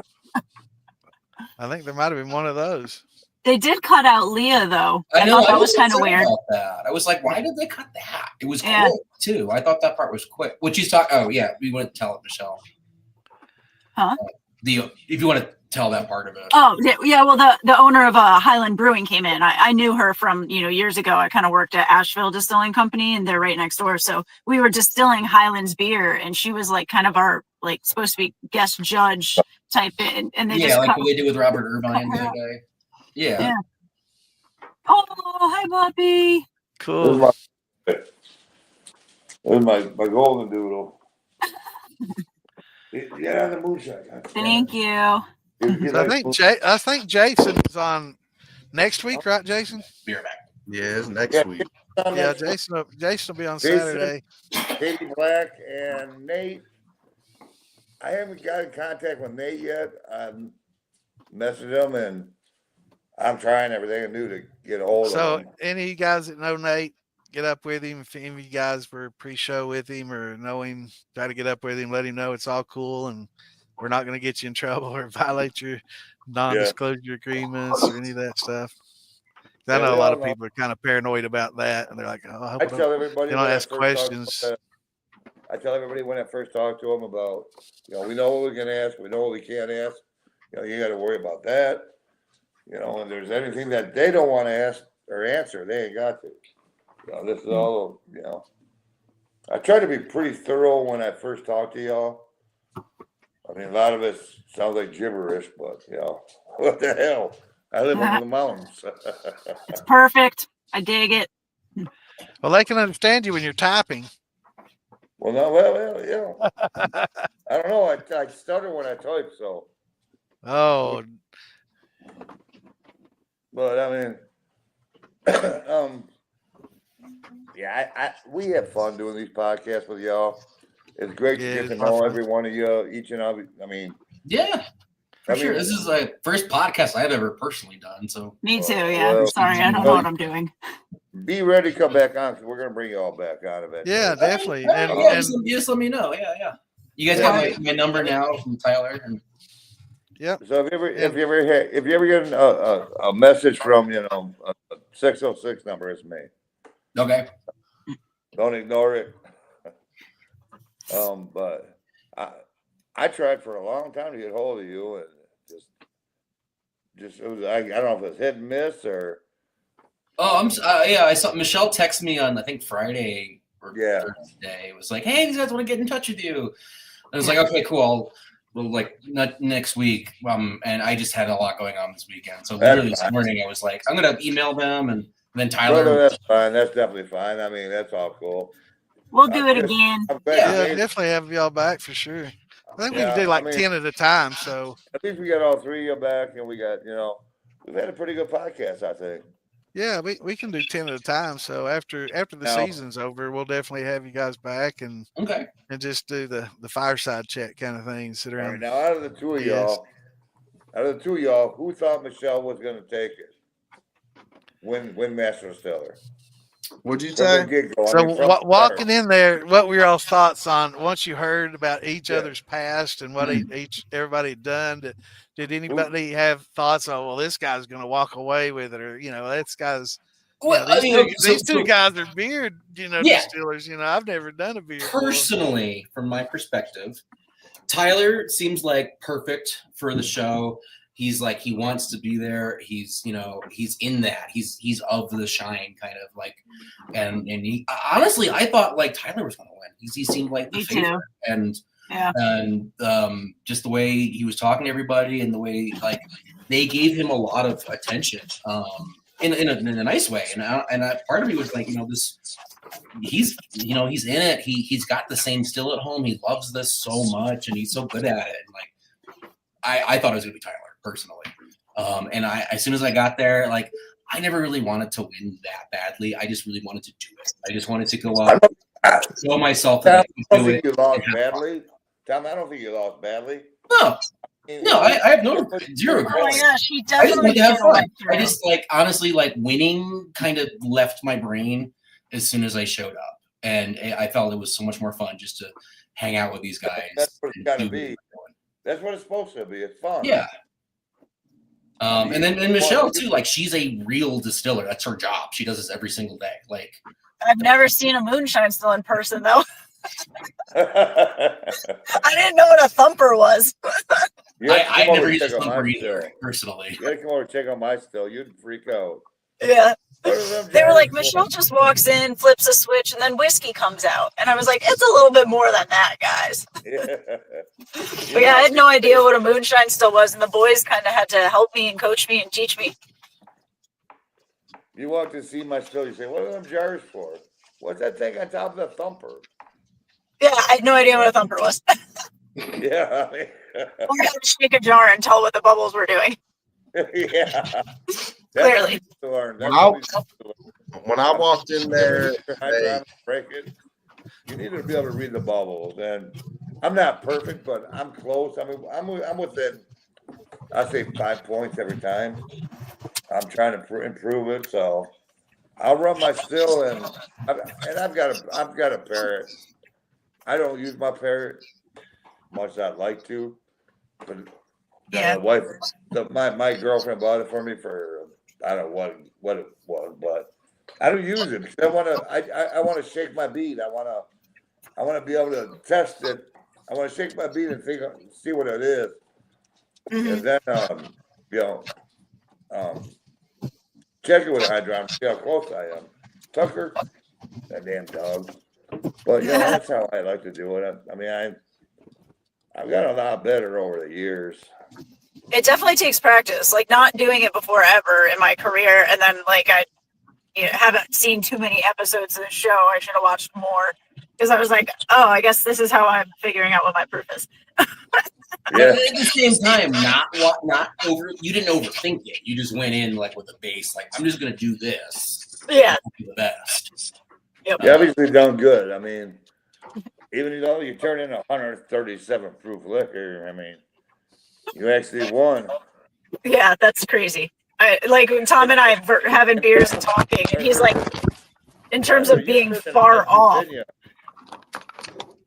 I thought it was like 120. Huh? Yeah. I forget. Yeah, his was like right where it should have. Tyler was like right where it should have been. I felt like. Yeah, mine was at 103. Yeah. For the final round. That's about. I mean, I used to drink 130 proof liquor. There's just why. I mean, You can, but you don't drink as much. I get drunk. I get shit faced. I fall out of my wheelchair, and somebody's got to pick me up. So I mean, I cut back to 100 proof. And I can find out because like I like to drink. So if you proof it down, you can drink more. And then if you proof it up, yeah, right? Oh yeah. Yeah, that 120 barrel strength whiskey, that'll sneak up on you. So I usually just try to, or I should more often stick to beer when I go out, not sucking down whiskey. Are you driving right now, Michelle? Yeah, we're moving. Oh, you have a driver. Yep. Okay, good. Yeah. Carefully. It's probably a bad idea to do both Yeah. of these. Eh? Yeah. She's got her chauffeur, man. She's already got a chauffeur and everything now, man. She's moving on up. I wanna answer Drunkle's question. So whenever I got there and I learned that Tom and Michelle, had a lot of past experience with beer or just Michelle distilling. That's where I was going with this question. With you. Well, let him answer it. Yeah. So, like, I was super nervous about Tom, obviously, because he's got the brew shop. I even looked him up on YouTube while we're there. I'm like trying to figure this guy out, and he was legit. Like he's really doing different stuff with beer, and he's got a lot of experience with it and a lot of knowledge with it. So I was stressed to the max. And I know Michelle distills in a distillery every single day, but I also knew that it was different from what I'm used to and like the backwoods type, and that's what we were running is a backwoods, still. Yeah. So I like I did. There was a certain spot where I felt comfortable and I felt at home. When it comes to like shaking my jar, or just running the still in general and knowing what to look for. Like there's a lot of stuff that they cut out, like listening to the thumper, feeling the arm, just kind of knowing how to run the still, how the still works. So like I felt comfortable with that. But once my still started puking, oh man, I was stressed to the max. I was like in that moment before I recovered, and I recovered really fast. Like yeah, you did. I think within 10 minutes I had my still running, and maybe it was quick. It was dripping, So, but when my still started puking, oh man, I thought they had me. I thought I was about to go home. I was like, man, I'm out of my element. I know nothing about beer or what the hops can really do. So I was stressed, but you also, like, of the three of us, were most comfortable using the equipment we had in front of us. Yeah, for sure. I was comfortable how to use that setup, and and having the coffee filter and the funnel, and I forget what else you used, but those little things I think helped more than I tried to use some of the charcoal, but I felt like it just wasn't. It just Did you use any charcoal? Or did you skip it? No, I used it a little bit in the beginning, but I didn't like. I don't know. I felt like there was something. I can't remember. Either there was some residuals. Oh yeah, because I did on the first round, and that's what made my jar not. I'm glad they cut that out. So. Yeah. Michelle had like a black, like a. Yeah. It was real dark. We both started to like. I didn't rinse your charcoal off for you. Yeah, the charcoal was not rinsed off. Rinsed it. Oh, they should have. Rinsed off. But either way, I do have to say, I got to give them their props. Like they had me nervous. I was worried. Michelle definitely, she earned it. Like she worked hard for it. She deserves it. And and you know, like they said about Tom, that was the best gin that he tasted. Best you know? gin Bigger ever drank. Two Man. gin, That's 3 high damn I did it praise. a year. Yeah. Yeah, he doesn't just 3 say damn that, points, being huh? kind. That's not Digger. He wouldn't just blow smoke up your ass. He's serious if he says something like that. He meant it, so Yeah. Mhm. And that was, I guess, coming from Y'all an did. outsider, like first time meeting everybody, like they are who they look on TV, which I Yeah. was most kind of shocked yeah, about. they're not acting, No. they're not acting on TV. No. Yeah. Do you remember that line, Michelle, that Mark pulled on you about the microphone cord? Oh, my mic wire? Yeah. He said he wanted to use it as dental floss later. After she wore out her clothing. Yeah. And then I think it was either Mark or Digger, but he was like, and It was sweetheart, Mark. but then one of them was like, just so you know, if we insulted you, we really don't give a fuck. Really? And I was like, there's nothing really you could say probably that would insult me. Like, no, I'm used to hanging with the boys. I can hang. That's awesome. That's fucking awesome. Yeah. They were funny. It was a good Yeah. time. Mm-hmm. I'm glad y'all had a good time together. I mean, you became like a little family.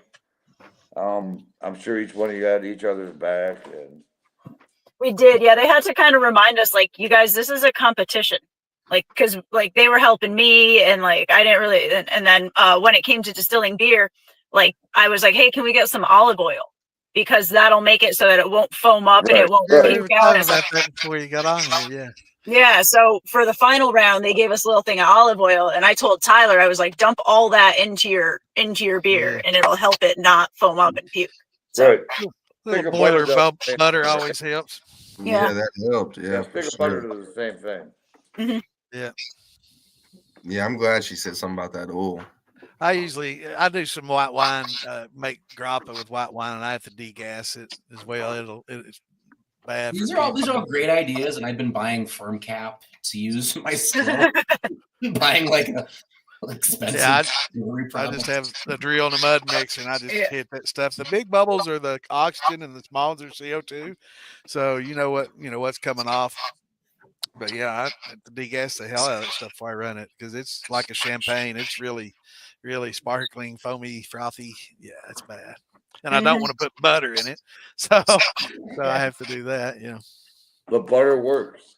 It Oh would've yeah, it worked, definitely though, works. yeah. What's It's up, better bud? in probably whiskeys than a brandy. I don't know. I guess like canola oil, if I had to, it's probably the most neutral thing. Something Yeah. that's really Yeah. thick. Or what do they got?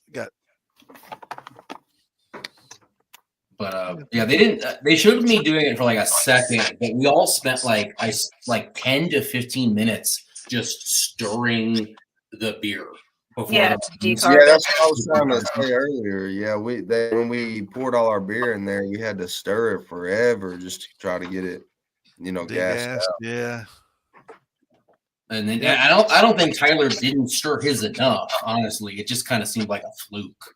Like we were all doing kind of the same thing. It was supposed to happen, man. It was meant to happen. I was the only one that picked. that crisp. Yeah, no, we were. Yeah, I was we were all gonna say doing- maybe the top beer he had was a little more foamy. we used the same beer. I mean, half of it at least. Yeah, I used 2 beers. I used one of them what was that citrus beer, Tom? Juice Lounge. You did AVL. Juice Lounge. Yeah, Yeah, with Juice yeah. Lounge. APL and the Juice Lounge. I did both Yeah. of those, and I think the APL is what got me, man.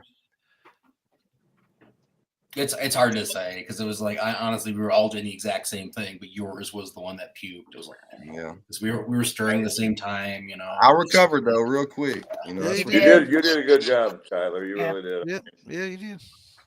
You You didn't panic. You stayed cool. Got it taken care of. You Of course. adapted and overcame. Yeah, they only showed a minute or 2 of it, not the 10 or 15 it took. Yeah, when in the moment they had like 3 cameras like zoom in All on in his face. Yeah, when it happened, there was only one person in there, and then when it happened, like there was only one camera and one person watching us, and when it happened, they like radioed in and was like, We need to get it. whatever, and then all of a sudden the door popped open and there's cameras everywhere, and they're all in my face, and you know, which makes it even more stressful because, like, what do? You know, do you get mad about it? Do you get upset about it? Or, you know, That doesn't do anything. yeah, that ain't gonna do nothing. So it's like I had to swallow my pride. I knew people were probably gonna snicker or laugh. It happens to everybody. No. That happens That to just everybody. shows how good of a moonshiner you are, though. Yeah, but that's, you know, the ability to recover showed you experience and you know. Yeah, you just take everything you got, throw it back in the right, stove. and your you know your personality came through there where you just dug your heels in and got her done. You know. Well, they love that for like I said, TV. You know, like I said, it was good TV. That showed how good of a moonshiner you are to be able to jump off your like your feet and say, "Well, we didn't do this." You know, rerunning that was a great idea. Instead of dumping it out like a lot of people would. Mm-hmm. Because I had my barrel there. I could have dumped it out, but in my mind, I'm saying, like it's gonna give me some more instead of dumping it out, and you reran reran it. It's gonna up my proof, you know. Yeah, that's what I said. Instead of you dumping it, you reran it, and you brought the proof back with you, and plus the flavor. Yeah. Yep. Yeah. Tim said it was a buttery finish. Yeah. Yeah. The buttery finish you said, and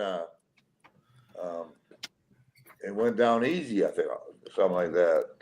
I have some for you to try. All right, I want to try it. Yeah, I look forward to it.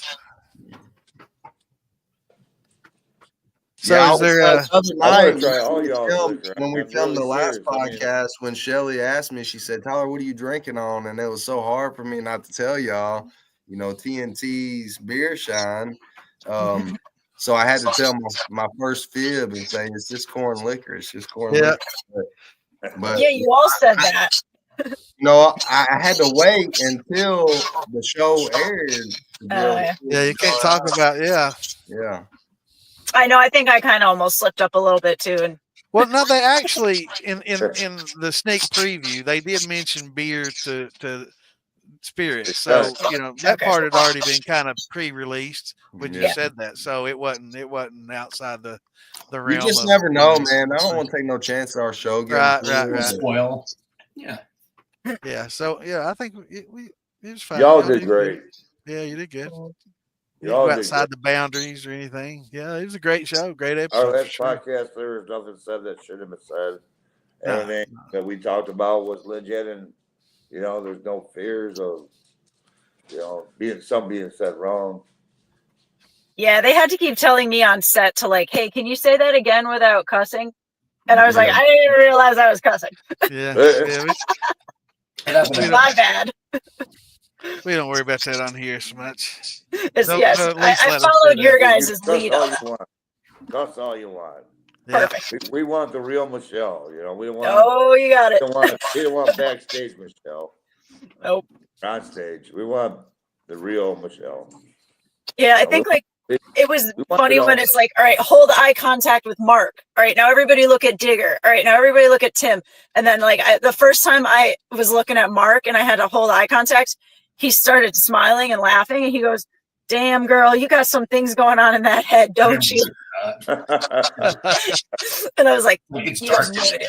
Yeah, I was like, no idea. If you only knew. They fed us good though. Should he be afraid? That's what I'm. Yeah. That's funny. So what's y'all's plans for the next show? Y'all gonna come on and cheer the people on when they come on Saturday? And you all weren't with that group, were you? With Jason and them? No, I don't know. Oh, okay, so I think y'all knew each other from a previous. You gotta watch next week's show with Jason. I think it's gonna be a pretty good one.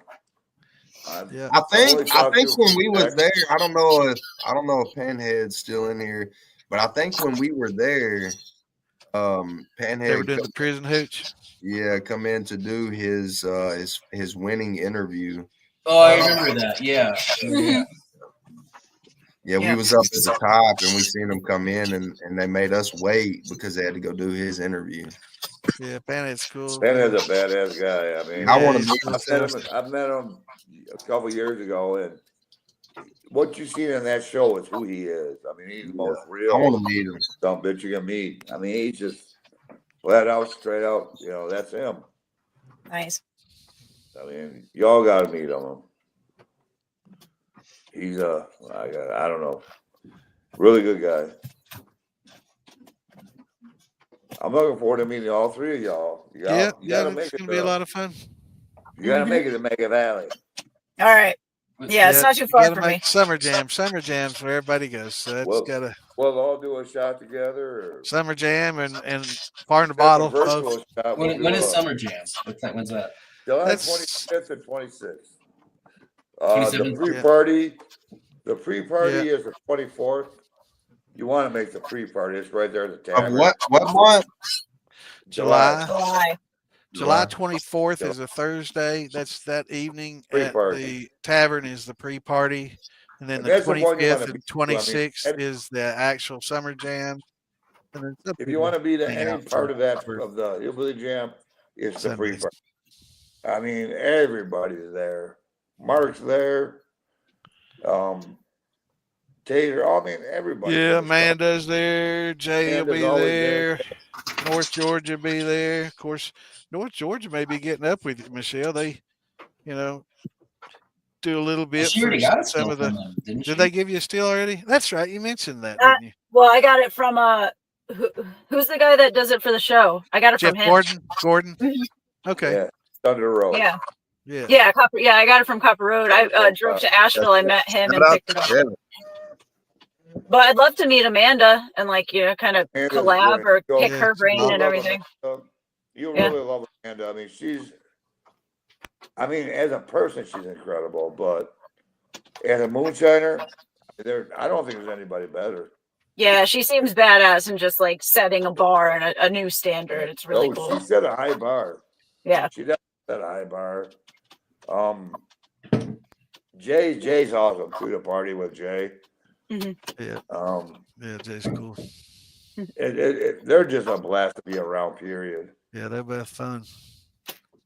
Yeah, you'll meet a lot of people from the show and from other master distillers as well. It's a lot of fun. Hell, might have to set up your own little booth and sell some merch, some Shelly merch.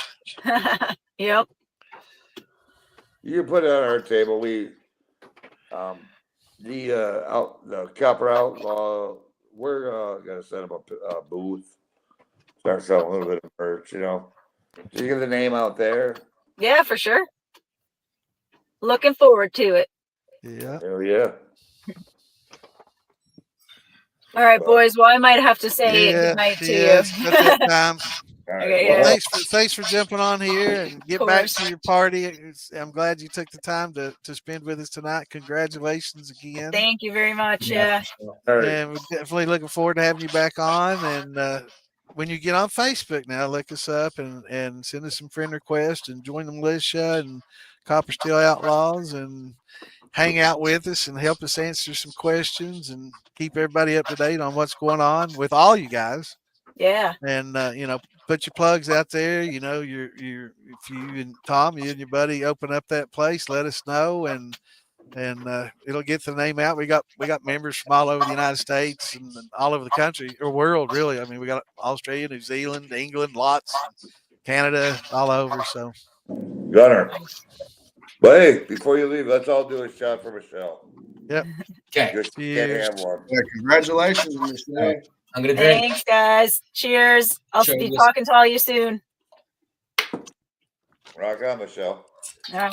Bye. Take care. We'll see ya. Bye. That's good. I'll be right back. I use the restroom. All right. We're still live though. Just in case.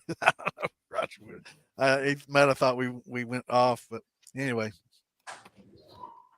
Oh, I'm sorry, Sean. You'll have to. If I'd have seen that, I'd have plugged it, brother. I'll send you her info though, so you can send her an invite. Yeah, Big Easy. Yeah, Big Easy wasn't on there last night. What? Or on Monday night. What happened to Big Easy? I don't know. He hollered at me the other day. They want me to come on Still Talking, so I'm gonna Yeah. That's Rigsby. He's on there. He was on Master Distiller. He won an episode. Yeah, I like Big Easy. Yeah, Sean's the vodka man. That's what he's known for is his special vodkas. My I'm wife, just kidding. I used to He got on there, man, and he vodka was like one of the last things that he wanted to do. Yeah, I used to But watch you pretty Bill and much, them all the time. yeah, you're pretty much limited to running what they give you. Yeah. Get in the bed. Go to bed. Go to bed.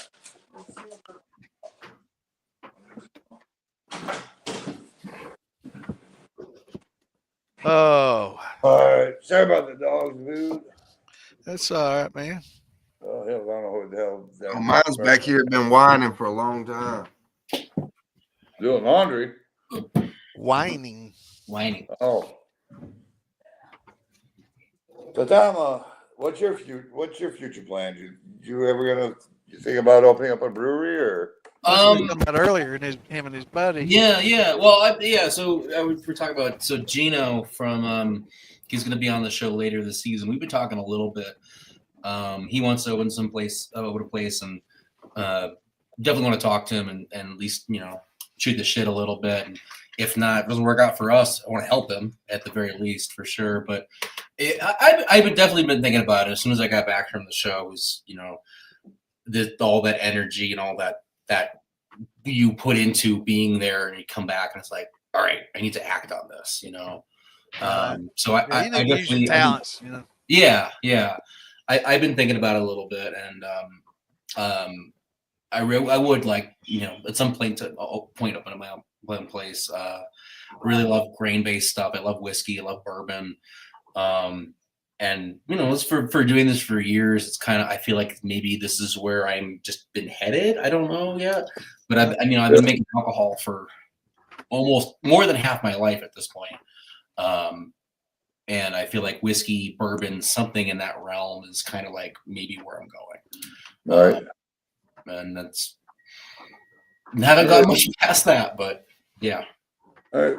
So as far as Tyler, you and Tom got, what's your biggest takeoff from the show? I mean, what's your biggest inspiration? I think my biggest inspiration was like literally just being around other distillers, kind of taken out because we're all in our own little worlds most of the time, And Tyler was saying he's out so remote that he doesn't even have the fire department to help him if he needs to open a still. And for me, like I have some days where I don't see a lot of people. I'm in a brick and mortar store stuck in there. So literally just being to connect and talk and you do what I do, but maybe a little different. And So really inspiring. Your biggest takeoff was the communication, camaraderie. Yeah, the community part of it. Just literally that's connecting awesome. to other people doing the same thing that you do, but you've never ever talked before. You have completely different viewpoints, completely different states in life, but you're all, you're here because of the shine, and that was really inspiring to me, and just to see like everybody's doing the same thing but their own way. Yeah, exactly. I mean, that's what I got here in my house. I got my future wife. She's a brandy runner. I mean, Big Bad Santa gave her a keg, and I'm having a built, and for her, to her specifications. I mean, it's got to be what she wants. And then I got my stepson who I'm training, and to be, I've got to pass it down to somebody. So why not be him? Yeah. And, it's going pretty good so far. I'm still, you got to do it my way. I mean, don't do it that way. It's got to be my way. But that's one of the problems in a lot of the groups. Everybody thinks you have to do it their way, Yeah, you got to give them like 80% of your way, and let them fuck up a few times. And then 20% creativity and That's what I'm saying. I mean, I want it to be done my way. As far as the distillation, now the mashing, I'll try anything he wants to say. Any ideas he's got, and he's had quite a few. So. We got to get from mash in to the putting it in the pot and running it. Because that's where I shine. I mean, we got to It's a learning curve. It really is. It's a lifelong skill too. Yeah. It's not something Yeah. you Oh, just yeah. learn in a weekend. No, I And agree. truly, you know, there is really no such thing as master distiller because No. you know you'll never master everything because there's always new stuff coming and new Yeah. techniques, I agree with you you know, 100%, new still Dan. setups, new mashes, new. So there's you know you might master a specific distillate, but you know as far as everything in general, you know it's a. I guess it's I a agree with you. Putting a master title on it is like very limiting. It's like it's a specific thing, but like, what does that mean? Where's the limit? Right. Where does it stop and start? Y'all Yeah. are master distillers. You know that, right? What'd you say? Y'all are master distillers. No matter win, lose, or draw, y'all master distillers. I mean, you made it to where. Man, I'm not a master distiller till they tell me you are the next master distiller. No. You were. Oh, you don't. That's not what makes it. What makes it? Well, I'm not saying that's what makes it, but that's what I want in life. What That's your goal. you know, Yeah, it might that's be your goal. different. It might be different from what you or the next man want, but Well, technically, Michelle was a master distiller before the show because Well, that's yeah, what her I job think- is and her title. You know, at Yeah. the place. To me, to be a master distiller, I guess you would have to work at a place and you know and run a distillery to actually. You know, maybe it's just a title that you give them, head distiller, you know, or master distiller. Yeah. It's I'm just just a a bad title, know, associate distiller, you know, whatever. backwoods country boy. That's all I am. I'm a backwoods country boy. I like to make Yeah. moonshine. See, that's You what know, I am. I'm an yeah. outlaw. I'm an outlaw distiller. I don't give a fuck. You know, Well, I think we all here because we don't like to follow rules, But right? I'm we're gonna always be an outlaw moonshiner. Yeah. I don't want to follow rules. I mean, I could never do. I mean, there's been opportunities that I've been thought about. I mean, I'm disabled. I got one leg. I appreciate that, Dave. I've thought about, okay, what about bringing on handicapped people? Okay, well, I don't want that. I mean, it'd be great to see it, but I don't want to be a participant. Yeah. If that makes sense. Yeah, a little bit. Yeah. I'd rather do what I do the way I do it than to go on the show and do what I do on the show, what I do outside. I don't know. I just have a computer. You I don't would need like a validation. I think I need a shot. Yeah. Yeah, I wouldn't mind being on the show. You know, There you it'd be a go. lot of fun. I think it'd Take be a lot of another fun. drink. No, I think you're trying to say, like, you know, I you'd live like in to such do a it, but small you don't need community. it. I live in such a small community where if I was on the show, everybody would know. And I don't need that. I mean, I love running my liquor out back. I don't want to look over my shoulder and say, well, I was on the show, you know, now everybody knows. You know what I'm saying? No, I mean, I thought about that. After I did all this, I was like, was that a mistake? Am I going to be fucking followed by the feds for the rest of my life because of this thing? I hear you. We all was wondering if it was a trick. right? Yeah. And I don't need that. I mean, I ain't got the best background. I'll be the first to admit it. I mean, Shit, me neither. I'm an old convict. I can relate. I can relate to the episode Prison Shine, you know. Oh yeah. Hey, Jim, I want to say, yeah, that's how I feel, you know, like, because Mark, Digger, and Tim, they don't sugarcoat nothing, you know, and what a lot of people don't know, like, I see a lot of people messaging or commenting on the Moonshiners post saying this is a scam, this is all fake, this is all rigged, blah, blah, blah, blah. For the people that are not master distillers that are in this group, that show is completely real. You know, like the storyline, that stuff is already figured out, but we don't know what we're distilling until, you know, a few days before, a few weeks before. You know, I found out like right before I went what we were going to be doing. So you don't have long to figure out what you're going to do. No. It's a real deal. We are really there, they give us what they allow us to have, and we gotta produce something that is palatable. Yeah, And there were no reshoots. Yeah, and nobody, everybody knows Mark, Digger, and Tim. They're they are who they are. They're the face of moonshine. Moonshiners. They're the face of moonshiners. So I want these guys to sit back and drink. That's what I was worried about. That was a surprise to us. We didn't know what their deliberation was. We didn't know what they were back there saying, or we knew. We already, before the show come out, we already knew who won, obviously, but we didn't know what they were saying back there. Right. So when the show comes on, we get to hear what they're actually saying about our drinks. And that part was a trip. Yeah, I want nothing more than to hear these people say, not only you are the next master distiller, but man, this was good. Validation. It's like was smooth. Talk about Tom Gin. His proof was spot. His proof was spot on. Yeah, I didn't hear that line, but you're saying I didn't hear that until I watched the show last night. Yeah, Like I want to hear these guys tell me, hey, he did good on proofing his liquor. Because that's what I practice on. I'm not just sitting out here doing this for shits and giggles. Like I've got a lot of passion in this, a lot of time, and I want to perfect this. I want this to be good. So I would want nothing more than these guys to say, hey, you're a master distiller. This was a good drink. We want to produce. We want to mass produce this and give you a limited time run somewhere. Keep her out here with me, Jimmy. That's Jim Brunn's Genevieve. He's got that I commented on. It's really good, man. You talk about caramel, man. He carried so much farm. Hey, Tom. I was I talked to I don't know Amanda. Man, I don't know Amanda, but I reach out to her every once in a while. But she told me that she was supposed to judge. Yeah, she was supposed to judge our episode.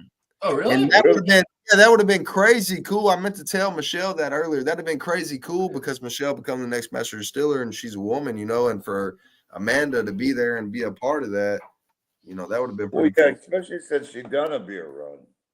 What's that? Yeah, they had a beer run with Kelly. Yeah. That would have been badass. Yeah, that was. Yeah. Like Michelle talked about it earlier, but so the owner of the brewery, Leah, I think is her name. We filmed a whole segment where she came in right at the beer selection process. I was like, "Hi, I'm the owner of Highland Brewing, and like here are the beers we have." And it was pretty quick, and it was just like but they cut that whole thing out, which I thought was surprising because it was kind of cool. Like here's our guest judge sort of thing, but I kind of wonder what she feels knowing that she wasn't in the episode, and she don't like, why bother? Yeah, because it was also like, I mean, it felt nice we were distilling Highland Brewing, like an Asheville local company, and I'm pretty sure they had to send people back to go get more beer for us. Yeah. Anyway, I wish they put that in there because. Saying women. It should have been. It should have been. I mean, she's the one bringing it all in and started all. Yeah. A lot of people done the maple syrup and actually different saps from a lot of different trees. Super. Yeah, it's makes definitely some good rum or whatever you want to call it. I call it a rum, I guess. Syrup. Yeah, he's talking about using maple syrup. That sounds good. Yeah. Yeah, you got to reduce it though. You can't just run it because it comes out of the tree really watery. If you take it hardly out of the tree, like add. Yeah, it's like hardly any sugar at all. So you have to kind of reduce it down. I could see though taking that straight out of the tree and like supplementing it with sugar. Yeah, and then running it, and maybe the flavor is a little lighter. Well, what you do with the sap is you cook it down and just cook the water off like you're making a syrup, and just, when you get to a certain gravity. Just cut it off and then just run it that way. It's pretty interesting. Needs nutrients and stuff. Y'all knew they were doing. Freeze the water out. Another good way to do it. Yeah. Y'all knew they were doing a wine to shine, right? Would you rather have been in the wine to shine episode? No. Beer maker, I doubt it. No, you go ahead, Tom. You go ahead. I mean, I guess would I rather be in that episode? No, because I'm the beer guy. That's what I do. I'm Right. in home brewing. But like, would I have rather distilled wine? Yeah. I think it would have been easier to distill and turn it to Right. Sure. Right. but I mean, it is what it is. We got to be on the beer episode. That's fine. I'm fine with that. My opinion on it is I'm glad that I did what I did. I wouldn't have changed it, but I will say this: like the only reason why I say that is because I learned something. You know, I learned something new. For me, with Wine to Shine, I would have been at home all the way around. You know, that's like making brandy. You know, Right. that's basically what it is. So Yeah. I'm not even sure what the show entails. I just know that they do a Wine to Shine. I mean, Yeah. I also feel like either way, I honestly, brandy or is it a moonshine? I mean, what is it? Me personally, this is just my opinion. I feel like no matter what, the outcome would have been the same either way. All right. Probably, yeah. Yeah. Fair enough. Fair enough. Right. I don't have no regrets, right? Yeah. I think maybe distilling wine might be a little bit easier, I suppose, but whatever. We got to be on the beer episode. That's fine with me. I mean, you got a challenge, you know. Yeah, exactly. Right. Yeah. Yeah. And they the whole episode was kind of framed that way. Like, so I'm curious what the wine episode is going to be like, because surely it's just they're not just making a wine and then just distilling it and making a brandy. I remember that they set up a separate like. Whoa! We can't talk about that yet. Okay. Yeah. We can't say too much. Don't talk about it. We can't go there. Yeah, we can speculate, but I don't want to get anybody in trouble or Nope, I'm done. Yeah. Everybody's mad at me. Why didn't you let him say it? Now we'd have some kind of. I didn't spoil it. We couldn't let you go any further.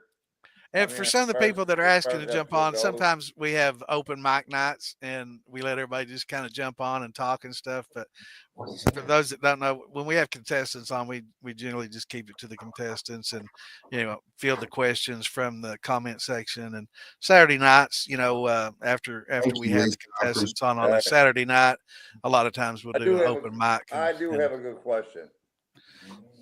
Okay. So for both of y'all, knowing what you know now, what episode would you rather been on? I can't answer that question because I'd like to see the rest of the season. I'm a diehard Moonshiners fan. Like that's really all that plays in my house is Moonshiners or Moonshiners Master Distillers. Like I rewatch all the episodes. I'd rather see the rest of the season to know exactly where you want to be. Yeah. Like if I really had a choice, I agree with you. But man, I don't care. Like I said, I've reached back out to these people. I've made some contacts and I've reached back out to them. And they've said that they've brought me up in a lot of meetings, that I would be good for future episodes. And I hope that I go back and my words to them was, I don't care where you put me. I just want to be there, So throw anything. Bring me out of my comfort zone again. This time I'll go. You're willing to go up against anybody that's up and coming. I don't care who it is. Put me in there with Mark and Digger. Put me in there with Tim. I don't care. I'd rather put me in there with Tickle because he'll get to drinking too much, and I know I can in the bag. I do remember one of the things that not that I felt too bad, but Digger. At one point, Digger was like, "I've been on here 3 times. I still haven't won," and that just made me feel a little better. Yeah. I mean, for me personally, like, I don't know. I don't think we need to change anything. Like, other than the proof, and that might have changed everything. So you just never know. Yeah. Man, you can't be hard on yourself about that because, man, that is really hard to really get down pat. And I mean, because you're so close, and proofing with water, like you have to have. I'm not saying this because I'm perfect. I'm just saying this in general. Like proofing with water, you got to have a lot of experience in proofing with water, and whether it's just different with your tails. You know what I'm saying? Proofing with your tails, and that's what we had was water. We didn't really get to make it down to our tails most of the time. But man, that's hard to do, and you were so close to that bar. you know, what was it? 87. Yeah, that is yeah. so close, dude. Proof. Like you're talking about like 2 capfuls of water. And at that point, I was literally like, take a sip, more water, take a sip. I was going back and forth. We're so close. You know, you can't beat yourself up about that. You know. No, I know. Well, A I'll lesson tell you what, learned, Tyler, and it's a Tyler, lesson learned for future Tyler. contestants. You know, Yeah. is, you Like know, we don't- said, shoot high. brother. If you're Yeah. if you're not sure, shoot higher. yeah, And you'll be yeah. okay. It's Tyler, better you to got be a big little over balls, than under brother. for sure. Mm-hmm. You got big balls, brother Tyler. I wouldn't give up. I'd keep pursuing it. Everything you're doing, I mean, let your balls hang low. You know, go for it. I mean, I'm all for you. I mean, if there's a vote, I'm gonna vote for you. Come on, girl. I'd vote for him.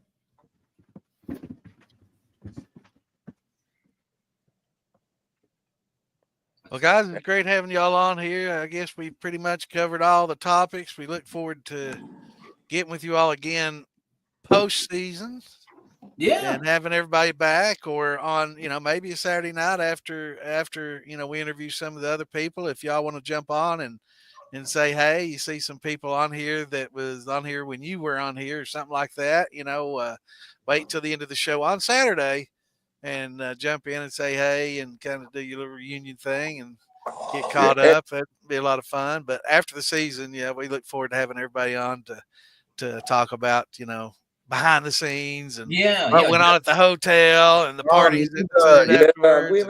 Grains and stuff. Come on down to Maggie Valley next time and set you up a little tent and start selling some stuff. Yeah. We didn't get to the motel parties or, you know, what happened behind the scenes. Yeah. Yeah, I mean, definitely, like, let's get Gino and Chuck and Claire from the wine episode. Get all 6 of us on. That'd be fun because they filmed we're all in the same hotel at the same time. That'd be cool. Yeah, we'll definitely want to get everybody on together. Brother? Right. Let me write that down so we'll know who was with what. Yeah, crew. so Claire, Chuck, and Gino from the Wine Before Liquor episode. All 6 of us were same time. Me and Gino. They ran at the same time, but they're on a different episode. Different episode, yes. We were like, they literally had just enough equipment and crew to do one at a time. So we were just, you guys, then you guys. And it was just like bouncing back and forth. We'll plan a reunion, you know, for the season. For sure. Tyler, if y'all can text me the dates and contestants, it'd be a great help to me. Yeah.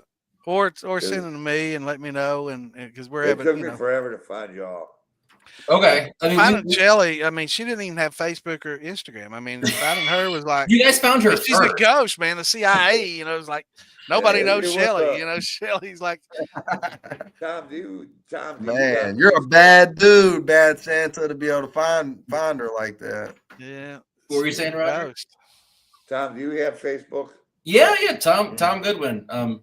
I'll like and follow you guys after this. I wasn't never, you know, been in the circle before. But yeah, I'm gonna definitely make sure. It was tough family. It's a good group.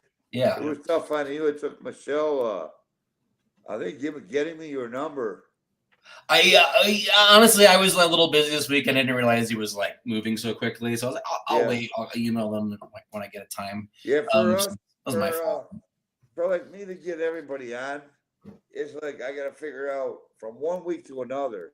I've only got a couple of days in between to find out who's what episode's going to be next. Which, what group? Because when do you all find out? You know, maybe about the same time we do, I guess. No, I found like a month ago. Yeah, it's like a month and it was not very long. I got a text out of the blue from one of the producers. Your episode is February 11th. Okay. All right, cool. So if you're watching and we haven't contacted you yet, you know your time. Get up with us. But yeah, no, we were all in a group chat, honestly, between the all 6 of us. So we can we'll talk to them and be like, hey, these guys want to have you on and get you. And send them in these. I know you were nervous. Tyler was nervous about being on and everything. Worried, you know, what will we get in trouble with the show? You know, what will they ask? You know, I don't want to violate the NDA and all this stuff that. because everybody's all paranoid that. I feel know. better now. That's what I was most worried about because Right. you know, just sitting there drinking and talking, and anything could slip up and pop out. You know, the If first we catch it, podcast, we will I was stop real you. nervous. I didn't know what to say. If we catch it, we'll stop you. Yeah, I'll say so. We're not going to let you say anything you're not supposed to say. We honor your privacy. There's no way that we're going to let you violate your contract or anything. So that's one thing I stress when I contact you is we know what we can ask. We know what we shouldn't ask, and we refrain from all that. Yeah, we try to just stay away from the show entirely on the Saturday before. You know, we just want to find out more about each individual, Yeah, you know, and their like past, their history, and everything about them, and things of that nature. You know, on the Saturday before, and then the past. Our Wednesday show is about the journey through Master Distiller, what all it took, what did it cost you, you know, just everything entitled to getting to where you are, and that's today. For sure. You know, y'all have done great so far. I mean, y'all have done great. Period. all right, guys. Well, we're going to go ahead and cut it off. It's Yeah. great seeing y'all, and you guys. congratulations. I'm glad y'all came back and did the post show, and it's great having you guys, and definitely looking forward to the reunion show. So Yeah, we'll definitely make plans for that. I don't know how they said 24. I think Bennett said 24 people. So that's what 8. like they're gonna have us on a show. No, here. Yeah. Oh, and here. Okay. Podcast Okay. show. Yeah. I think Yeah, we're gonna bring you all back. No, on but, it. but Okay. Bennett, I think Bennett said there were 24 people. So that would be 8 shows. My math, 3 times 8, 24. Maybe, yeah, because they had some shows with like some of the regular crew this season. Right. Yeah. Oh yeah, so there, like the episode 3, I think was a bunch of them together. Yeah. So yeah, we'll get everybody back and do a reunion show after the season's over, and like Friday nights we have the shit show on the militia. So join the militia and go there and on Friday night we just jump in there and talk about anything. We just get drunk and talk about whatever, moonshine, liquor, politics, whatever strikes us. We'll get in there. We'll talk about anything. They get wild in there. Yeah, we talk about everything. It gets wiping crazy. your ass with $1 bills. The shit show describes it all. Hillbilly story. Yeah, it's funny shit, man. It's a good time. Should we do a closing shot then? Yeah, that sounds like I don't think Uncle Drunkle needs no more. Yeah, he needs another shot, man. That'll make that bed spin when he gets there. Cheers, y'all. Cheers. We look forward to having you guys back on. And with that, I guess thanks everybody for tuning in. And we will see you this Saturday. With thanks guys for having me. All right, who's coming on Saturday? Yeah, Rod? Yeah, I got your number now. I'll stay in touch with you for sure. Definitely, for sure. Yeah. Yeah, me too. Yeah, I will. I'll do it. All right, brother. So who's coming on this weekend, Roger? Huh? Who's coming on this weekend? We got Jason. Jason. We got Kitty Black, and I believe Nathan. Let's go, Jason. Huh? I said, Jason. Let's go, Jason. And did you say Kitty Black? Katie Black. Katie. Katie. Kenny. Katie. K-A-T. Good looking woman. Katie. K-A-T-Y. Yes. K-A-T-Y. Chris, I worked hard to get all 3 of mine, and send me a request. The one, I mean, Nathan's the one I'm struggling on. So if anybody knows Nathan, get up with him. Well, Jason, hopefully Jason will be able to get up with him. Jason's been working on it, but it's just been a hit and miss. Yeah, I mean, well, there's going to be times when we just can't get up with somebody, or somebody's just not interested, and we'll just have to accept it and roll on. Yeah, we'll reach out to our other group because we have a whole group chat together and we communicate. We were talking all last night, like, oh, the show's on and stuff. So yeah, we'll let everybody know from the wine show. Cool. All right. Hook you guys Appreciate And it. I mean, if y'all got the names and the contestants that are on the show after Jason, holler back to me. Yeah, we don't know I nobody can else. start, Hey, What's going on, Jay? so I can start hey. the prospecting. Yeah. Yeah. All right, you guys. Well, great seeing y'all, and thanks everybody for tuning in. Tyler? We'll see you all Saturday night. All right, Tyler, Right guys. on. later. Appreciate y'all having us. Great meeting you, brother. Great Yeah. meeting y'all. Yeah. Y'all too. We'll see you soon. All right, Yeah. brother. Jay, you tuning in too late.